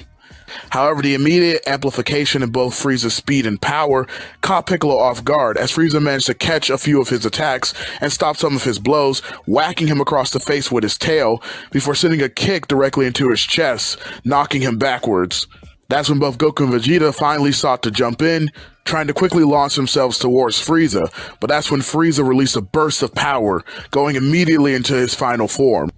Goku and Vegeta were both taken aback by this, ultimately halting their assault, giving Frieza time to rush at both of them, sort of blitzing them, but they managed to catch it at the last second as Frieza aimed 2 gut punches directly towards them. And although they were able to catch it, they noted that the power increase was so great and so dramatic that they were barely able to do anything, still getting launched away. However, they weren't Frieza's main target. That was none other than Piccolo. And once Frieza got in range of where Piccolo was, he raised his hand making a sign with his 2 fingers, launching the Death Wave directly down towards Piccolo, who, after being caught off guard, ultimately ends up getting his arm chopped off. However, for the most part, Piccolo managed to avoid the attack. He couldn't believe that Frieza had this much power left as he regrew his arm back, with Frieza blitzing towards Piccolo, getting right up in his face and throwing a gut punch that Piccolo could barely even react to in the moment, getting checked. But he did try to counter with an elbow directly down towards Frieza, but Frieza managed to dodge and sweep Piccolo's legs, knocking him off his footing. With his tail, he then ultimately ended up grabbing Piccolo and slammed him down back and forth before launching him towards the air. But Piccolo managed to catch himself and fly back towards Frieza, trying to throw out a combination quickly at Frieza, but it ultimately ended up failing as Frieza blocked both of his punches, doing a cross as he then locked his arms and headbutted him directly into the face, causing Piccolo's nose to break and bleed. He screamed at him, demanding to know now what the Namekian slug had to say, and pay for everything that he had done to him, for he could not tolerate that he had suffered such humiliation at the hands of such a vermin, and to think that he would be pushed all the way to his final form against such insignificant worms. He then launched a Ki attack that sent Piccolo up into the air further before spinning after him and smacking him down with his tail. Frieza then using his telekinesis in order to pick up a large slab of earth, an entire island's worth in fact, and then launched it down towards Piccolo, hoping to crush him under it. But unfortunately his plan was halted as he screamed out, "What?" Seeing that the entire landmass had been caught mid-air by none other than Goku, him looking back towards Vegeta, telling him to get Piccolo out of there immediately, with Vegeta screaming back at Goku to not tell him what to do. But he did grab Piccolo and get him out of the way of immediate danger. Goku then using his ki cut through the mountain like a knife through butter, getting within a few feet towards Frieza, breathing a sigh of relief. Looking up directly towards Frieza, saying that he will not allow him to hurt his friend anymore, and that from here on out, he'll be his opponent. Frieza noted to himself and called out that Goku must be a Saiyan, given the fact that he had a distinct look that reminded him of a certain Saiyan that he had killed a long time ago. With Goku shouting back that it didn't matter, that yes, he was indeed a Saiyan who was raised on Earth, but that all Frieza needed to know was that he would be the Saiyan who defeated him. Frieza couldn't help but chuckle to himself, thinking how ludicrous it was that somebody would come at him with such bravado, especially when they were an inferior being. Him telling the filthy monkey to shut up, and that today, just like with the Namekians, he will finish what he started and annihilate the last of the Saiyans as well. No more words at this moment would be exchanged between the two, as Goku took his stance and Frieza also took his stance. And with a quick sudden motion, Goku burst open his aura, powering up to his full power in his base, and firing off an energy blast directly towards Frieza in order to get the match started. Frieza managed to dodge, but only barely, noticing that the amount of strength that was put behind that was immense. He couldn't believe that Goku was able to produce such a level of strength, but he managed to fire off a ki blast back, even though it was easily countered and dodged by Goku, who then fired off another ki blast. This exchange went between the two for a few moments, before they finally got within range of each other and clashed in earnest, getting into a grip lock as they tried to overpower each other, pushing back and forth with all their might.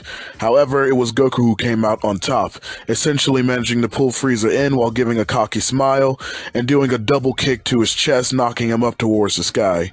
Frieza immediately tried to come back down and stump Goku into the ground, only managing to create a crater as Goku dodged out the way and fired an energy blast directly at him. Frieza slapped it away with his tail before getting behind Goku, but then Goku got behind him, and back and forth as they exchanged blows, moving at such speeds that nobody was able to keep up. The battle becoming a rhythmic, fluid dance of exchanges. But someone had to give, and eventually that ended up, of course, being Frieza, who took a headbutt from Goku before getting grabbed by his tail and then spun around with the patented Dragon Throw, before Goku charged up a Kamehameha wave and fired it directly towards Frieza. And the Kamehameha wave did manage to indeed find its mark, hitting Frieza practically dead on. Although he was able to put up an energy barrier that somewhat softened the blow, it was otherwise clear that Frieza was done from this attack, careening towards the ground in a complete heap. As he coughed up both bile and blood, wondering how Goku was able to do this. There's no way that a monkey like him should be able to overpower him. But he didn't have any more time to ponder on this, as Goku came up from behind him, getting right within his blind spot and slamming a kick directly within his spine, knocking him away. But he wouldn't let Frieza get too far, as he instantly teleported right in front of him and then slammed a hard knee directly into his gut. And with that, Frieza knew that it was all but over if he didn't do something quick. So, firing a blast directly at the ground, he ends up giving himself some leverage in order to be able to push off away from Goku while also generating a large explosion. This does manage to throw Goku off his game a little bit as Frieza comes back in, firing a bunch of Ki lasers directly towards him. But Goku comes to the realization that he's just firing randomly. Essentially, after the smoke screen was created and the blast managed to spill up some lava, Goku was able to dodge that, but Frieza was of course hoping that he would be able to hit him with some of these Spurs attacks. And when Goku realized that he couldn't sense energy, he knew that this was indeed all but over. Teleported directly towards where Frieza was and hit him with a double drop kick straight towards his cheek, sending him back down towards the ground, and actually knocking him into the lava pool that he had ended up creating to try to get Goku with. And for a moment there, it seemed like that's all she wrote, as it became quiet. Too quiet. The only sounds that could be heard were the echoing sounds of nature all around Goku. So he took the time to take a moment back. He knew that Frieza wasn't dead, but he just couldn't understand why his energy suddenly dropped like that. Even if he had been injured by the attack, Goku still should have been able to feel something. Frieza seemingly was starting to develop and adapt as well in this battle, keeping his energy somewhat masked. Although he may not have known it, he was subconsciously at least able to do this, and thus throw Goku off his game. And then, at the same time, Frieza had begun to raise his power even further, realizing now that he couldn't take on Goku in his current state. But Goku sensed, and everywhere he sensed, he couldn't feel anything. That is until suddenly, from right below his foot, he thought it was Frieza, but it was none other than an energy blast that had come up to try to attack him. But Goku manages to knock it away. And then from the side comes another energy blast. He knocked that one away too, but he couldn't detect Frieza still. He was still wondering where exactly was he, so Goku tried to gain some distance and move away, but unfortunately that didn't do anything to help as another Ki blast came directly towards his back, in which Goku does manage to backflip over, only to be caught right by Frieza, who had been above him that time. Frieza, having now caught his second wind, manages to trap Goku into a telekinetic bubble, at which point he begins to kick him around, essentially using the same technique that he uses in canon, and starts bouncing Goku around. Goku notes that the speed and power that Frieza was now utilizing was far greater than what he was just utilizing a moment earlier. Knowing that he can no longer stay in this, Goku manages to escape right before Frieza kicks him towards the ground, dodging most of the explosion. Both men had landed on a nearby island, and it was clear from the looks on their faces that they had actually begun to enjoy this battle. With Frieza halting the action for a moment to try and recruit Goku, saying that with somebody like him, there would be no way that anyone could stop them from dominating over the universe.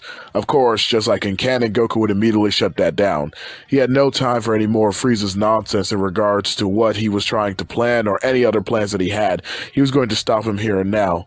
He had no choice in the matter, for he was fighting with a greater purpose. Seeming disgust towards Goku, saying how much he hates the hero types, and Goku screams back at him that that's not it. He isn't some type of goody two-shoes hero. Standing firm in his convictions and wagging his fists straight at Frieza, he simply tells him that he will not let anyone harm his comrades, and that those who do are going to pay. But Goku does acknowledge to Frieza that there is a path towards redemption. Life is indeed sacred, but that if you refuse to change from your evil ways, then he will be there to stop you and put an end to it, saying that scum like that will get no mercy from him. Frieza chuckles, saying that he finally thinks he's starting to understand Goku, and that he's someone that he hates the most. One of those people with such great power and such great ability, yet they choose to waste it on being selfish idiots. He tells Goku that he's nothing more than a repugnant creature, but ultimately saying that he wasn't surprised. After all, he was just a monkey. Goku irked and then removed the outer layer of his gi, which had become tattered, saying that it was now time for round 2. Now, before we continue, I want to do a little segue real quick to kind of like at least tell everybody where everyone else is at this particular point in time. And Bulma is with Yamcha Tien. Yamcha Tien, essentially, after the Dragon Balls went to stone, went to go back and get her. So she's with them. Everything's okay on that front. They're all kind of just still doing their thing, essentially just watching over the battle at this point. Now, of course, Bulma can't really sense anything that's going on, but of course, Yamcha and Tien are explaining it to her, and they're also going in conjunction with King Kai and Kami, you know, again, dealing with the whole side of the Dragon Balls, but she's basically fine. She's with them. As for Vegeta and Piccolo, Vegeta essentially took Piccolo off to the side, and once he got him out of the immediate range of the battle, he essentially gave him a senzu bean, practically the last one that they had. And after that, there was a bit of an exchange of words between them, and they practically almost went to blow, with Vegeta getting hemmed up by Piccolo and almost pimp slapped, essentially, for what he did earlier. And that is a reasonable response from Piccolo, because to be fair, Piccolo had this fight pretty much won, and then he subsequently ended up getting his ass handed to him, all because Vegeta distracted him. Now, of course, Piccolo is still somewhat to blame, which is what Vegeta bring it up. Like, if he was a true warrior, he wouldn't have gotten distracted so easily and allowed Frieza to slip right through his hands. But like I said, the blows almost happened until they sensed the battle going on, acknowledging that at this point, it wouldn't matter anyway, because from what they were able to sense and gather as the fight continued to go on, Goku had this one in the bag, with Piccolo acknowledging that Goku is number 1 after all, though Vegeta cringes at this and doesn't really acknowledge it himself. Though in his heart and mind, he can't really help but let that creeping sense of doubt come into him, knowing that even after all the trials and tribulations he had been through going on this planet and on this journey so far, that for some reason he was still behind Goku, and he hated it. Nonetheless, the two just end up basically continuing to follow along with the battle, noticing more and more that they were sorely lagging behind. Still, they watched, and from what they can tell, Goku indeed did still have the upper hand. That even though Frieza had finally started to catch a bit of his second wind, the amount of damage he was able to inflict on Goku was in comparison to what Goku was able to inflict upon Frieza. Piccolo, squeezing his fists in frustration, wishes that he can be down there, but knowing that at this point, other than using Kaioken, he would basically be getting in the way, and that if Goku could defeat him, there was no point in him joining in. However, he is somewhat regretful, wishing he had actually took heed of what Guru said and taken on that power that both Tien and Yamcha received, noting that he let his pride and overconfidence get the better of him, and it potentially cost them all their lives and the victory over Frieza. Still, if he had to leave this battle in the hands of anyone, he was glad that it was Goku, at least finding a bit of solace in that. Vegeta just continued to stare towards the battle, his facial expression neutral and unable to be read. Speaking of which, we transition back over to said battle as round 2 begins, this time with Frieza going on the offensive. Blitzing over towards Goku and catching him off guard with a sudden speed increase, he manages to hit him with a telekinetic shockwave, sending Goku back a great distance away, but Frieza wasn't done with his assault.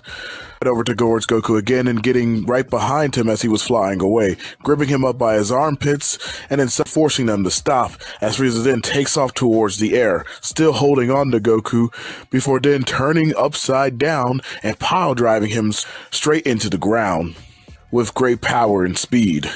This created a massive crater that left half of Goku's body sticking out from it, and Frieza flew down and used his tail to pick Goku like he was a vegetable before flinging him outwards and then launching another blast directly at him that creates a huge explosion, with Frieza looking all too satisfied and chuckling to himself, knowing that he finally turned that Saiyan ape into space dust. However, when the smoke clears, he sees none other than Goku still there and alive and well, having dusted himself off and smiled, shouting out that was too close, still not believing that Frieza was holding back this much power and that he's actually getting excited. Of course, Frieza just starts getting angry. He can't believe it. What is it going to take to bring down this ape, he keeps thinking to himself. Goku then descends out of the air, and right as his foot barely touches the ground, only but an inch, he then flies over towards Frieza to continue the exchange. An exchange they do, throwing out punches and kicks, blocks and parries towards each other, dodge both strikes and grapples, with Goku finally managing to win out in the exchange by putting Frieza into a headlock. But that's when Frieza tucks in his legs, going up in the air and then going all the way back with them, slamming right into Goku's gut to knock him off, before turning on his heels and blasting towards Goku and hitting him with several punches in both his face and guts. But Goku manages to catch the last two punches and then slams several kicks towards Frieza's face. Frieza manages to weave the last kick. Freeing one of his hands from Goku's grip, he fires an energy blast at him. Goku has to think quickly on his feet and maneuvers his body out of the way. However, this left him vulnerable to Frieza, as Frieza manages to take his other hand from Goku's grip and ends up grabbing onto his wrist and slamming a sidekick right in Goku's ribs, causing him an immense amount of pain. He then extends his tail to wrap it around Goku's neck, but Goku, thinking quickly on his feet and reckon now how Frieza uses his tail, he descends onto Frieza's tail and bites down hard. This forces Frieza to let go as he was in an immense amount of pain, but it caused another temporary lapse in his judgment as he turned his back towards Goku, trying to rub and blow on his tail to mitigate the level of injury and pain that he was feeling, and this gave Goku just enough time to tackle him from behind, sending him flying away. With Goku aiming to continue the pursuit, he rushes forward towards Frieza, but Frieza manages to catch on and stops himself before he goes too far and ends up turning back around and firing lasers at Goku. But Goku by this point had mapped out Frieza's patterns, and so he knew exactly how to maneuver around his techniques, smiling to himself and thinking that since he still had the physical strength advantage and had the power advantage, he thought to himself that this was all the extent of what Frieza could do, and that all he could do was create an opening to capitalize on the moment to go ahead and finish the fight, which is exactly what he sought to do. Essentially, after dodging a few more of the lasers, he instantly teleports right in front of Frieza, before he could fire off another round, and uses the Taioken, blinding Frieza, who screams out no, as Goku then gut checks him.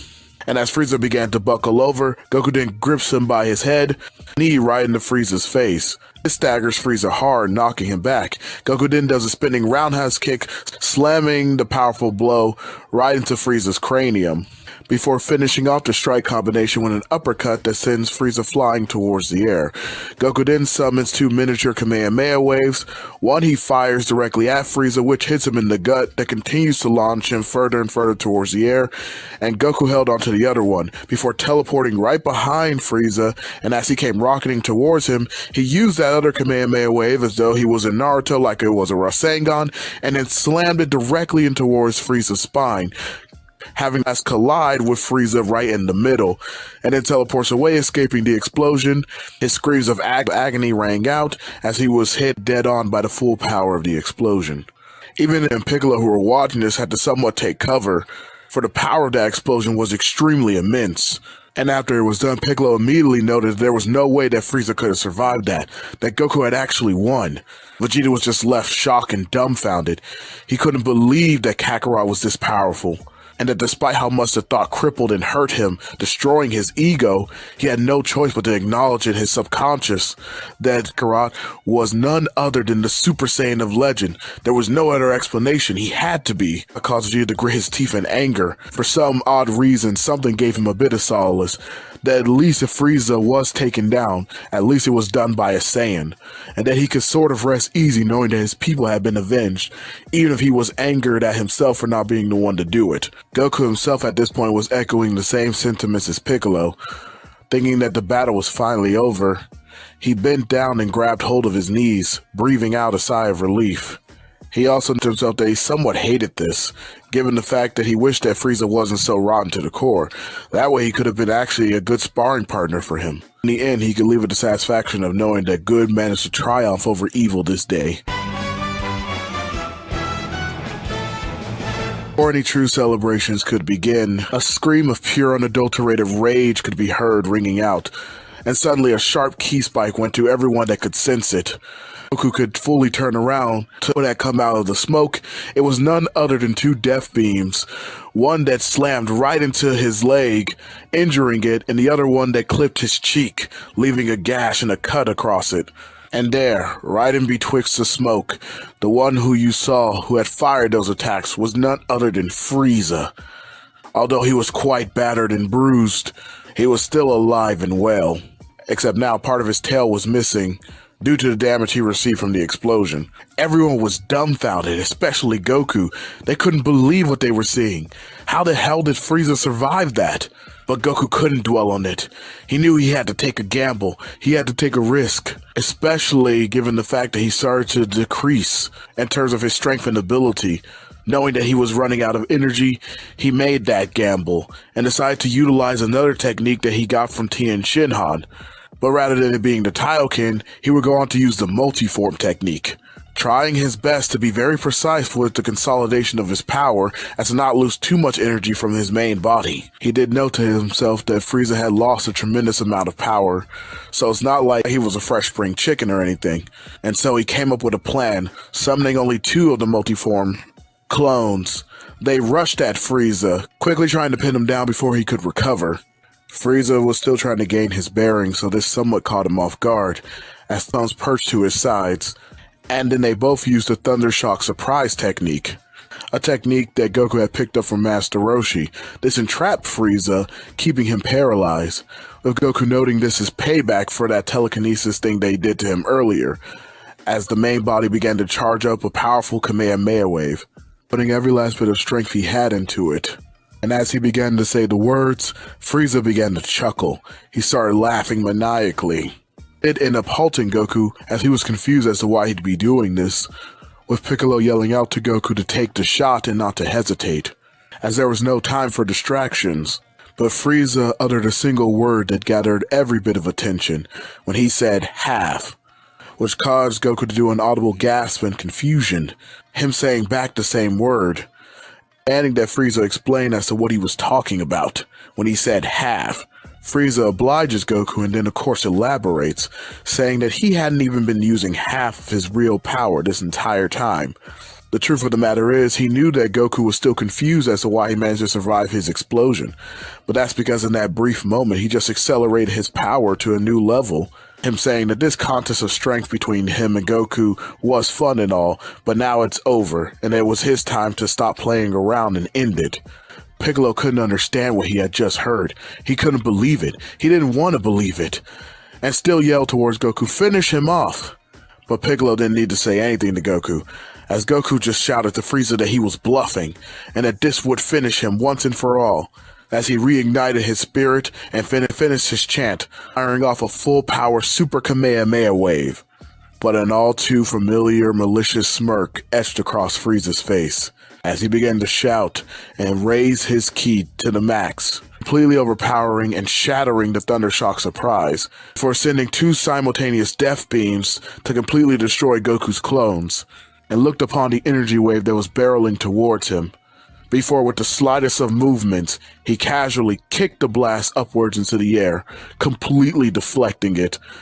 And as the dust settled, he looked towards Goku, saying, "See, only half," before completely blitzing Goku, disappearing from sight. With the next thing our hero knew, his whole body had completely shut down on him. He couldn't move any inch of it, save for his neck, which he struggled to pin towards the direction of the immense amount of pain that he was feeling, only to see a fist in his gut.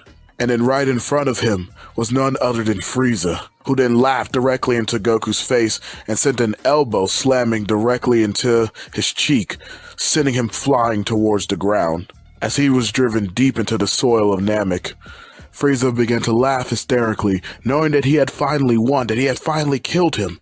Meanwhile, Piccolo just couldn't take it. He was dumbfounded at first and he was completely surprised, but knowing that this was it, that no matter what, he had to stand up and fight. He immediately left his daze after that and then flew off from the cliff that him and Vegeta had been standing atop of, rushing over towards Frieza. At first, Vegeta was completely petrified, but when he saw Piccolo doing that, He knew that he couldn't stand there and just be a coward, that he was no coward, he was the prince of all Saiyans, and so he too rushed forward. No matter what, this tyrant was going down today. Both Yamcha and Tien felt the same sentiment, telling Bulma that they were sorry for having to leave her, but she had to stay put. They weren't going to let Goku's sacrifice be in vain. Both of them channeling their Kaiokens and rushing over to the battlefield.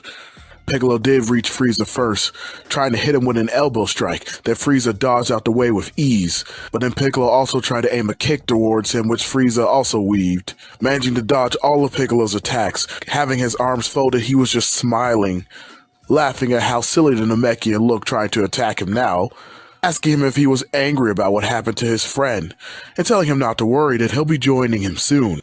This made Piccolo furious, and he charged up into his maximum Kaioken, a Kaioken times 10. The immense power and aura that Piccolo was giving off was truly a sight to behold, even having Vegeta halted, as he couldn't believe it. With this power, Piccolo was even stronger than Goku, far stronger than him. Of course, the hindsight is that Vegeta in the moment kind of forgot that Goku also has the Ikari state.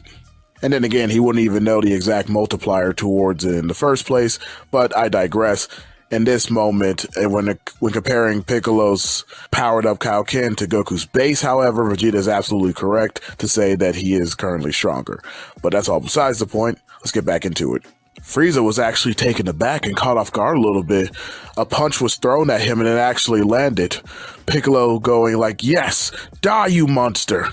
But that's when Frieza just sort of made a joke at his expense, calling him cute, before removing his fist, and his arm as a whole, snatching it right off his body, instantly forcing Piccolo to power down, as Frieza then kneed him right into the face, and then grabbed him by the head and power-bombed him straight towards the ground, slamming him deep into the dirt. Vegeta couldn't believe it.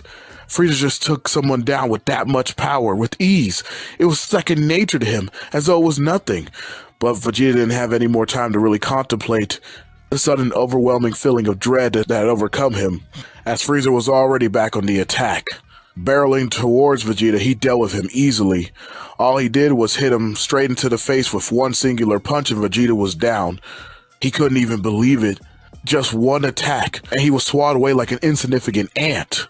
Vegeta's whole body went numb after that. He couldn't even feel any part of it. But Frieza wouldn't let him off that easy. He wanted to make it hurt. Coming down with a powerful knee slamming directly towards Vegeta's gut. He coughed up bile and blood. He was completely and utterly helpless. Frieza then picked him up by his hair, lifting him into the air, prepared to finish him off, when he suddenly hit right into the chin by the Sokidan. This does knock him away, and although he wasn't too particularly injured by the attack, he did note that it did have an immense amount of strength behind it, with the two dads showing up to the aid of Vegeta being none other than Tien and Yamcha, both sporting the fiery red aura of their maximum Kaioken, as they rush in a relentless assault against Frieza. However, despite their powers being well into the millions, it was still all for naught. Yes, they boasted a greater power than even that of Vegeta. Even as individuals, without Kaioken, they boasted a greater power than he. It still was nothing compared to even Piccolo, or hell, even Goku in his base form. However, they did put up every bit of fight that they could, busting out every technique inside of their arsenal that they knew. It was just meaningless though.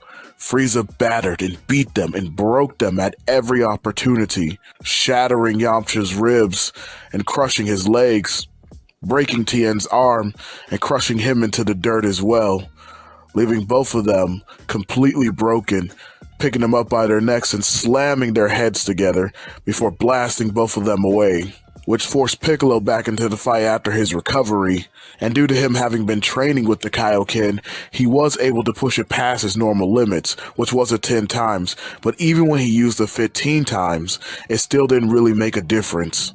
Every time he seemingly enough would have been able to close the gap, Frieza was right there on his heels, catching up and overpowering him. Piccolo even managed to use a Kaioken times 20, which made him get the closest to Frieza's power level that he had ever.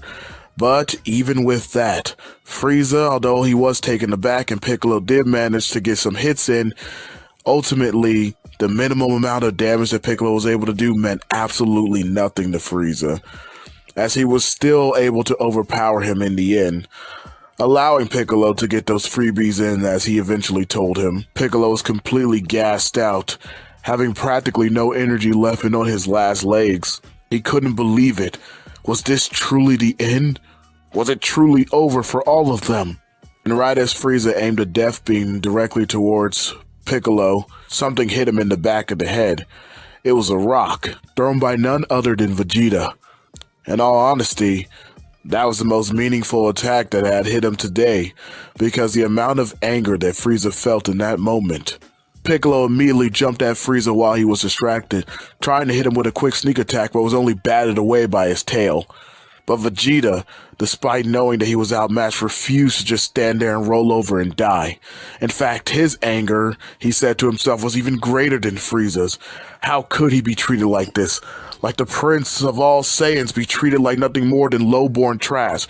All his life, Frieza had ruled over him. All his life, Frieza had essentially made his title, his essence, his being, his very species and race meaningless. And here he was, once again making fun of him, making him look as though he was nothing more than a pile of trash. It was enough to make Vegeta's blood boil. The limit had finally reached over. Vegeta let it happen. He let the aggression kick in. He let the rage become all-consuming. And he finally felt it. He remembered the energy that Goku let off. He remembered that feeling, the monster, the beast that was inside. As it began to beat on his chest, the Ozaru arose in him. Suddenly, a flow of electricity overcame him. A static, amplifying pain, and a sudden spark in his energy. As it gave rise, Vegeta's muscles expanded, and his eyes glowed with a golden aura, with a golden ring inside of the iris. His hair began slightly perched and spiked. As he screamed out with fury and rage inside of his heart, the Ozaru had awakened in him, and Vegeta too had achieved the Ikari state. This was completely and utterly shocking to Frieza. He stopped dead in his tracks. He couldn't actually believe it. What the hell was happening to Vegeta? What was this form? How did he manage to do that? Vegeta, in this amplified state, rushed at Frieza with all his might, slamming attack after attack into him, punching him over and over in the gut, in the face, giving him kicks, giving him elbows, even giving him knees. He kept on attacking. He kept on swinging. He didn't let up, not even once. After one more kick that he used to send Frieza flying towards the air, he then fired a full-power Super Gallic gun at him. But Frieza, with all the grace of a swan, moving with such elegance like that of a ballet dancer, easily dodged outside of the way. Vegeta couldn't believe it. He had nothing but a now broken melancholic elation. The power, for as quickly as it came, also left him once again. Not that that power was any use to him. He had finally achieved a state that he thought made him catch up to Kakarot, and maybe even had him surpass him. The truth was, he was no more closer than to that of a paper tiger trying to lasso the sun. And although he was shattered, it wasn't as bad as it was in canon. His pride was broken, but he wasn't entirely defeated, just in his acceptance. Even Frieza had somewhat of a somber look, although it wasn't sadness or any type of sorry feeling that he had towards Vegeta. It was mostly just pity. For a second there, Vegeta had him worried. He thought that maybe he had become the Super Saiyan. But if that's what all this legend could produce, then Frieza was just utterly disappointed. In fact, judging from the attacks, he wasn't even stronger than a Namekian. So much for the so-called Super Saiyan. He then proceeds to pummel Vegeta, pretty much in the same capacity that he did in canon, just torturing him at that point, making sure to keep him just alive enough, as everyone could only watch and struggle, they themselves unable to really do anything. And after a while, Frieza became extremely bored, essentially throwing Vegeta away, before flying up in the air and saying that he was done with all of this. He was done with them, and he was done with this planet, and began to create a death ball that would destroy everyone, leaving not a trace left. A single heartbeat could be heard, as the rhythm and pattern began to go, and eventually it became a crescendo of rhythm as it began to beat louder and louder. And then an erupting aura of power burst out from the ground, not only completely shocking Frieza, but everyone else who had been laid on the battlefield. And arising from the ashes for what was seemingly the jaws of death came a hero, the light in the darkness, and the protector of all things good and innocent. Son Goku had returned. As the power emanating from Goku warped the area around, changing the very atmosphere in the sky itself, he stood there, now once again on the battlefield, in his very own Ikari state, shouting Frieza's name with a righteous vengeance, the likes of which he had never uttered before until this point. His face completely twisted and contorted in anger. There was no hiding his expression. Frieza had made him mad. Frieza had made him hurt. Frieza had made him angry. Vegeta in a weakly voice said Kakarot as he began to chuckle to himself, noting that he had done it, that he was the one, that he was the Super Saiyan, and that the legend that Frieza feared had finally come to fruition and was here to take him down. Everyone noted Goku's power. The amount of pressure, the amount of energy that was being felt was unlike anything that they had ever felt before. And even though Frieza couldn't sense ki, he could feel that very pressure. So that's why he tried his best, tried to aim the death ball before it was even truly complete at Goku, hoping to do anything just to stop him, but unfortunately it was already too late. Goku had appeared right before him, in the blink of an eye, slamming a fist straight into his gut once more. Frieza didn't have any reprieve as Goku began to pound him over and over again. Different combination attack, throws and swings. Goku relentlessly dogpiled onto Frieza, slamming him down over and over. Hell, he even gave him a bit of the Broly treatment by grabbing his face and was carving it through a bunch of mountains, all the while screaming in a pure righteous rage, making sure that he felt every blow, screaming that that one was for Yamcha as he uppercutted him towards the sky, and that one was for Tien as he then slammed a kick directly into his spine, sending him back towards the ground, shooting down a volley of ki blasts that all found their target, with Frieza having no escape from the onslaught. He could only sit there screaming as the weight of Goku's attacks bear down on him, and that one was for Piccolo. And this one, he flew down directly towards Frieza, flying right through the smoke and blowing it apart as he landed a devastating blow directly into the center of his chest, creating a large crater and sending Frieza deep into the crust of Namek, finishing off with saying that one was for Vegeta. Goku backed up away from Frieza after that, as Frieza just writhed there in pain. He was screaming, he was whining, you could even see tears begin to form inside of his eyes, as he was in such pain that it was incomprehensible, with Goku demanding that he shut up and stand, that he wasn't finished yet, that he wasn't done dishing out every single solitary amount of pain that he's ever dealt to others. As Frieza continued to writhe and cough up blood, he barely was able to struggle to even his knees. Looking down towards the ground, he couldn't believe it. He started slamming his fists in fury and anger. But Goku ran over and putt-kicked him, knocking him away and out of the crater. It became all too clear now that whatever sense of reason that Goku had been lost to him. It was primal, it was just fury, and despite him seeming to have the edge once again, overwhelming Frieza immensely, this would come back to cost him, as Frieza did indeed manage to get to his feet, his anger finally reaching the boiling point, his fury trying to rise to the occasion to match Goku's, as he began to count down, as his muscles began to bulge, as he began to expand in his own power, screaming 70%, 80%, a sudden enclave of power began to eclipse the area, even blowing Goku back, him having to put up a guard to somewhat block it off, or at least try to. But Frieza had reached 100% of his full power. Goku shouted out in anger as he rushed forward to try to meet him, and they engaged and they clashed with each other. But it quickly became apparent that Goku was now once again outclassed, and that Frieza had begun to show no mercy. That even in the exchanges when Goku managed to boost himself to somewhat land a hit on Frieza, Frieza would always be there to hit him with an attack that was 10 times stronger. For every 5 attacks that Goku landed, all it took was 1 for Frieza to completely overshadow anything that he would do. At this point, Goku had actually been broken down and was beaten once again. By the end of their exchange of blows, Goku was pressed onto his knees. as Frieza stumped a foot right into his back, slamming him down towards the ground, telling the monkey that he just needed to die, he just needed to vanish from this reality, and began to pelt him with blast after blast, the assault practically leaving Goku near death, but Frieza stopped. In fact, he had a better idea. Killing him would just be boring right now. No, just like how a moment ago, Frieza was the one being tortured by Goku, he wanted to torture him.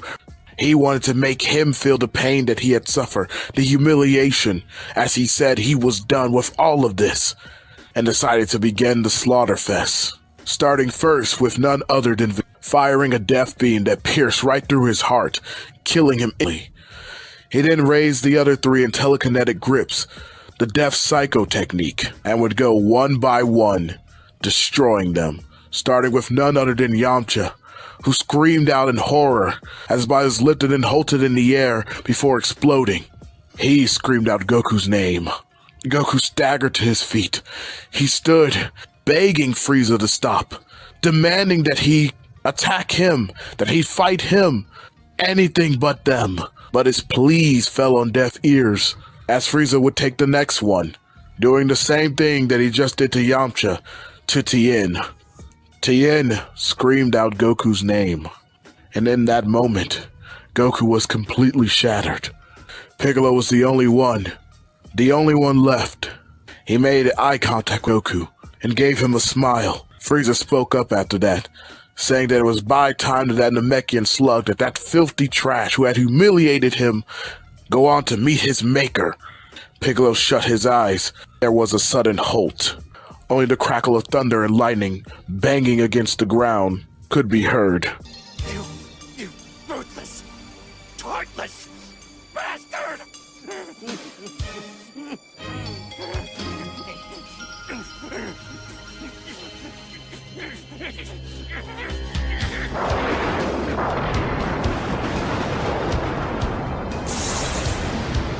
I will make you suffer!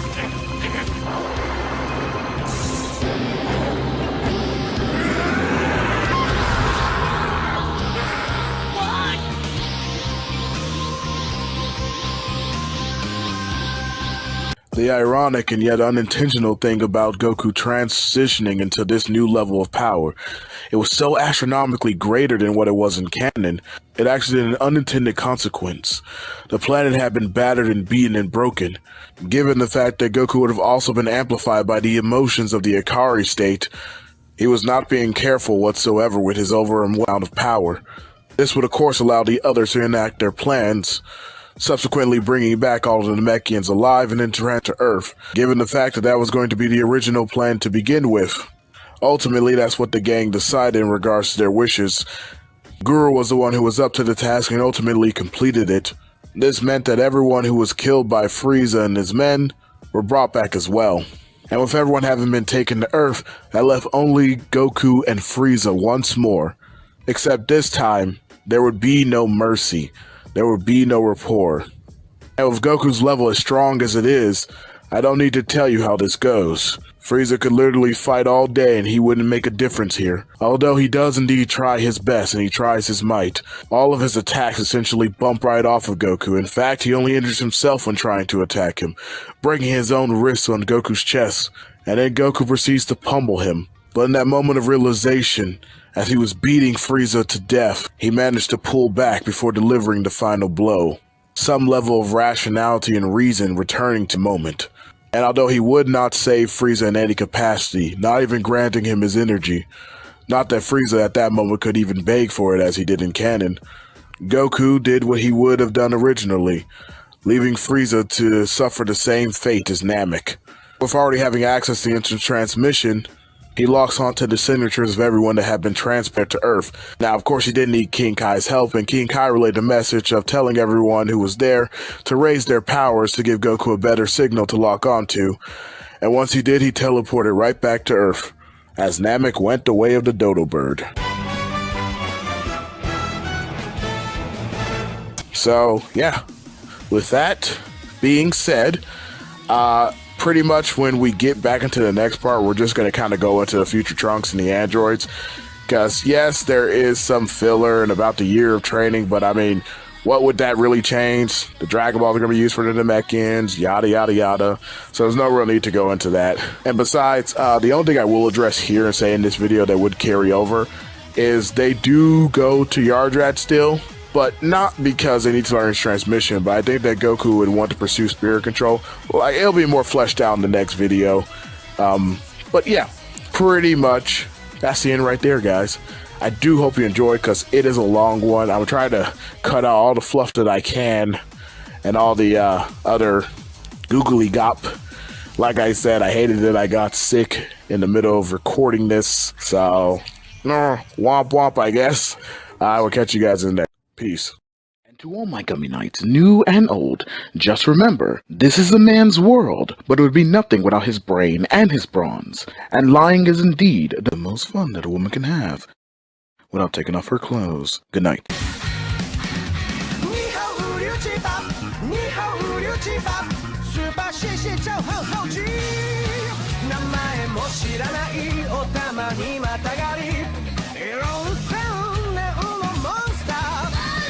かき混ぜてたちまち仕上がり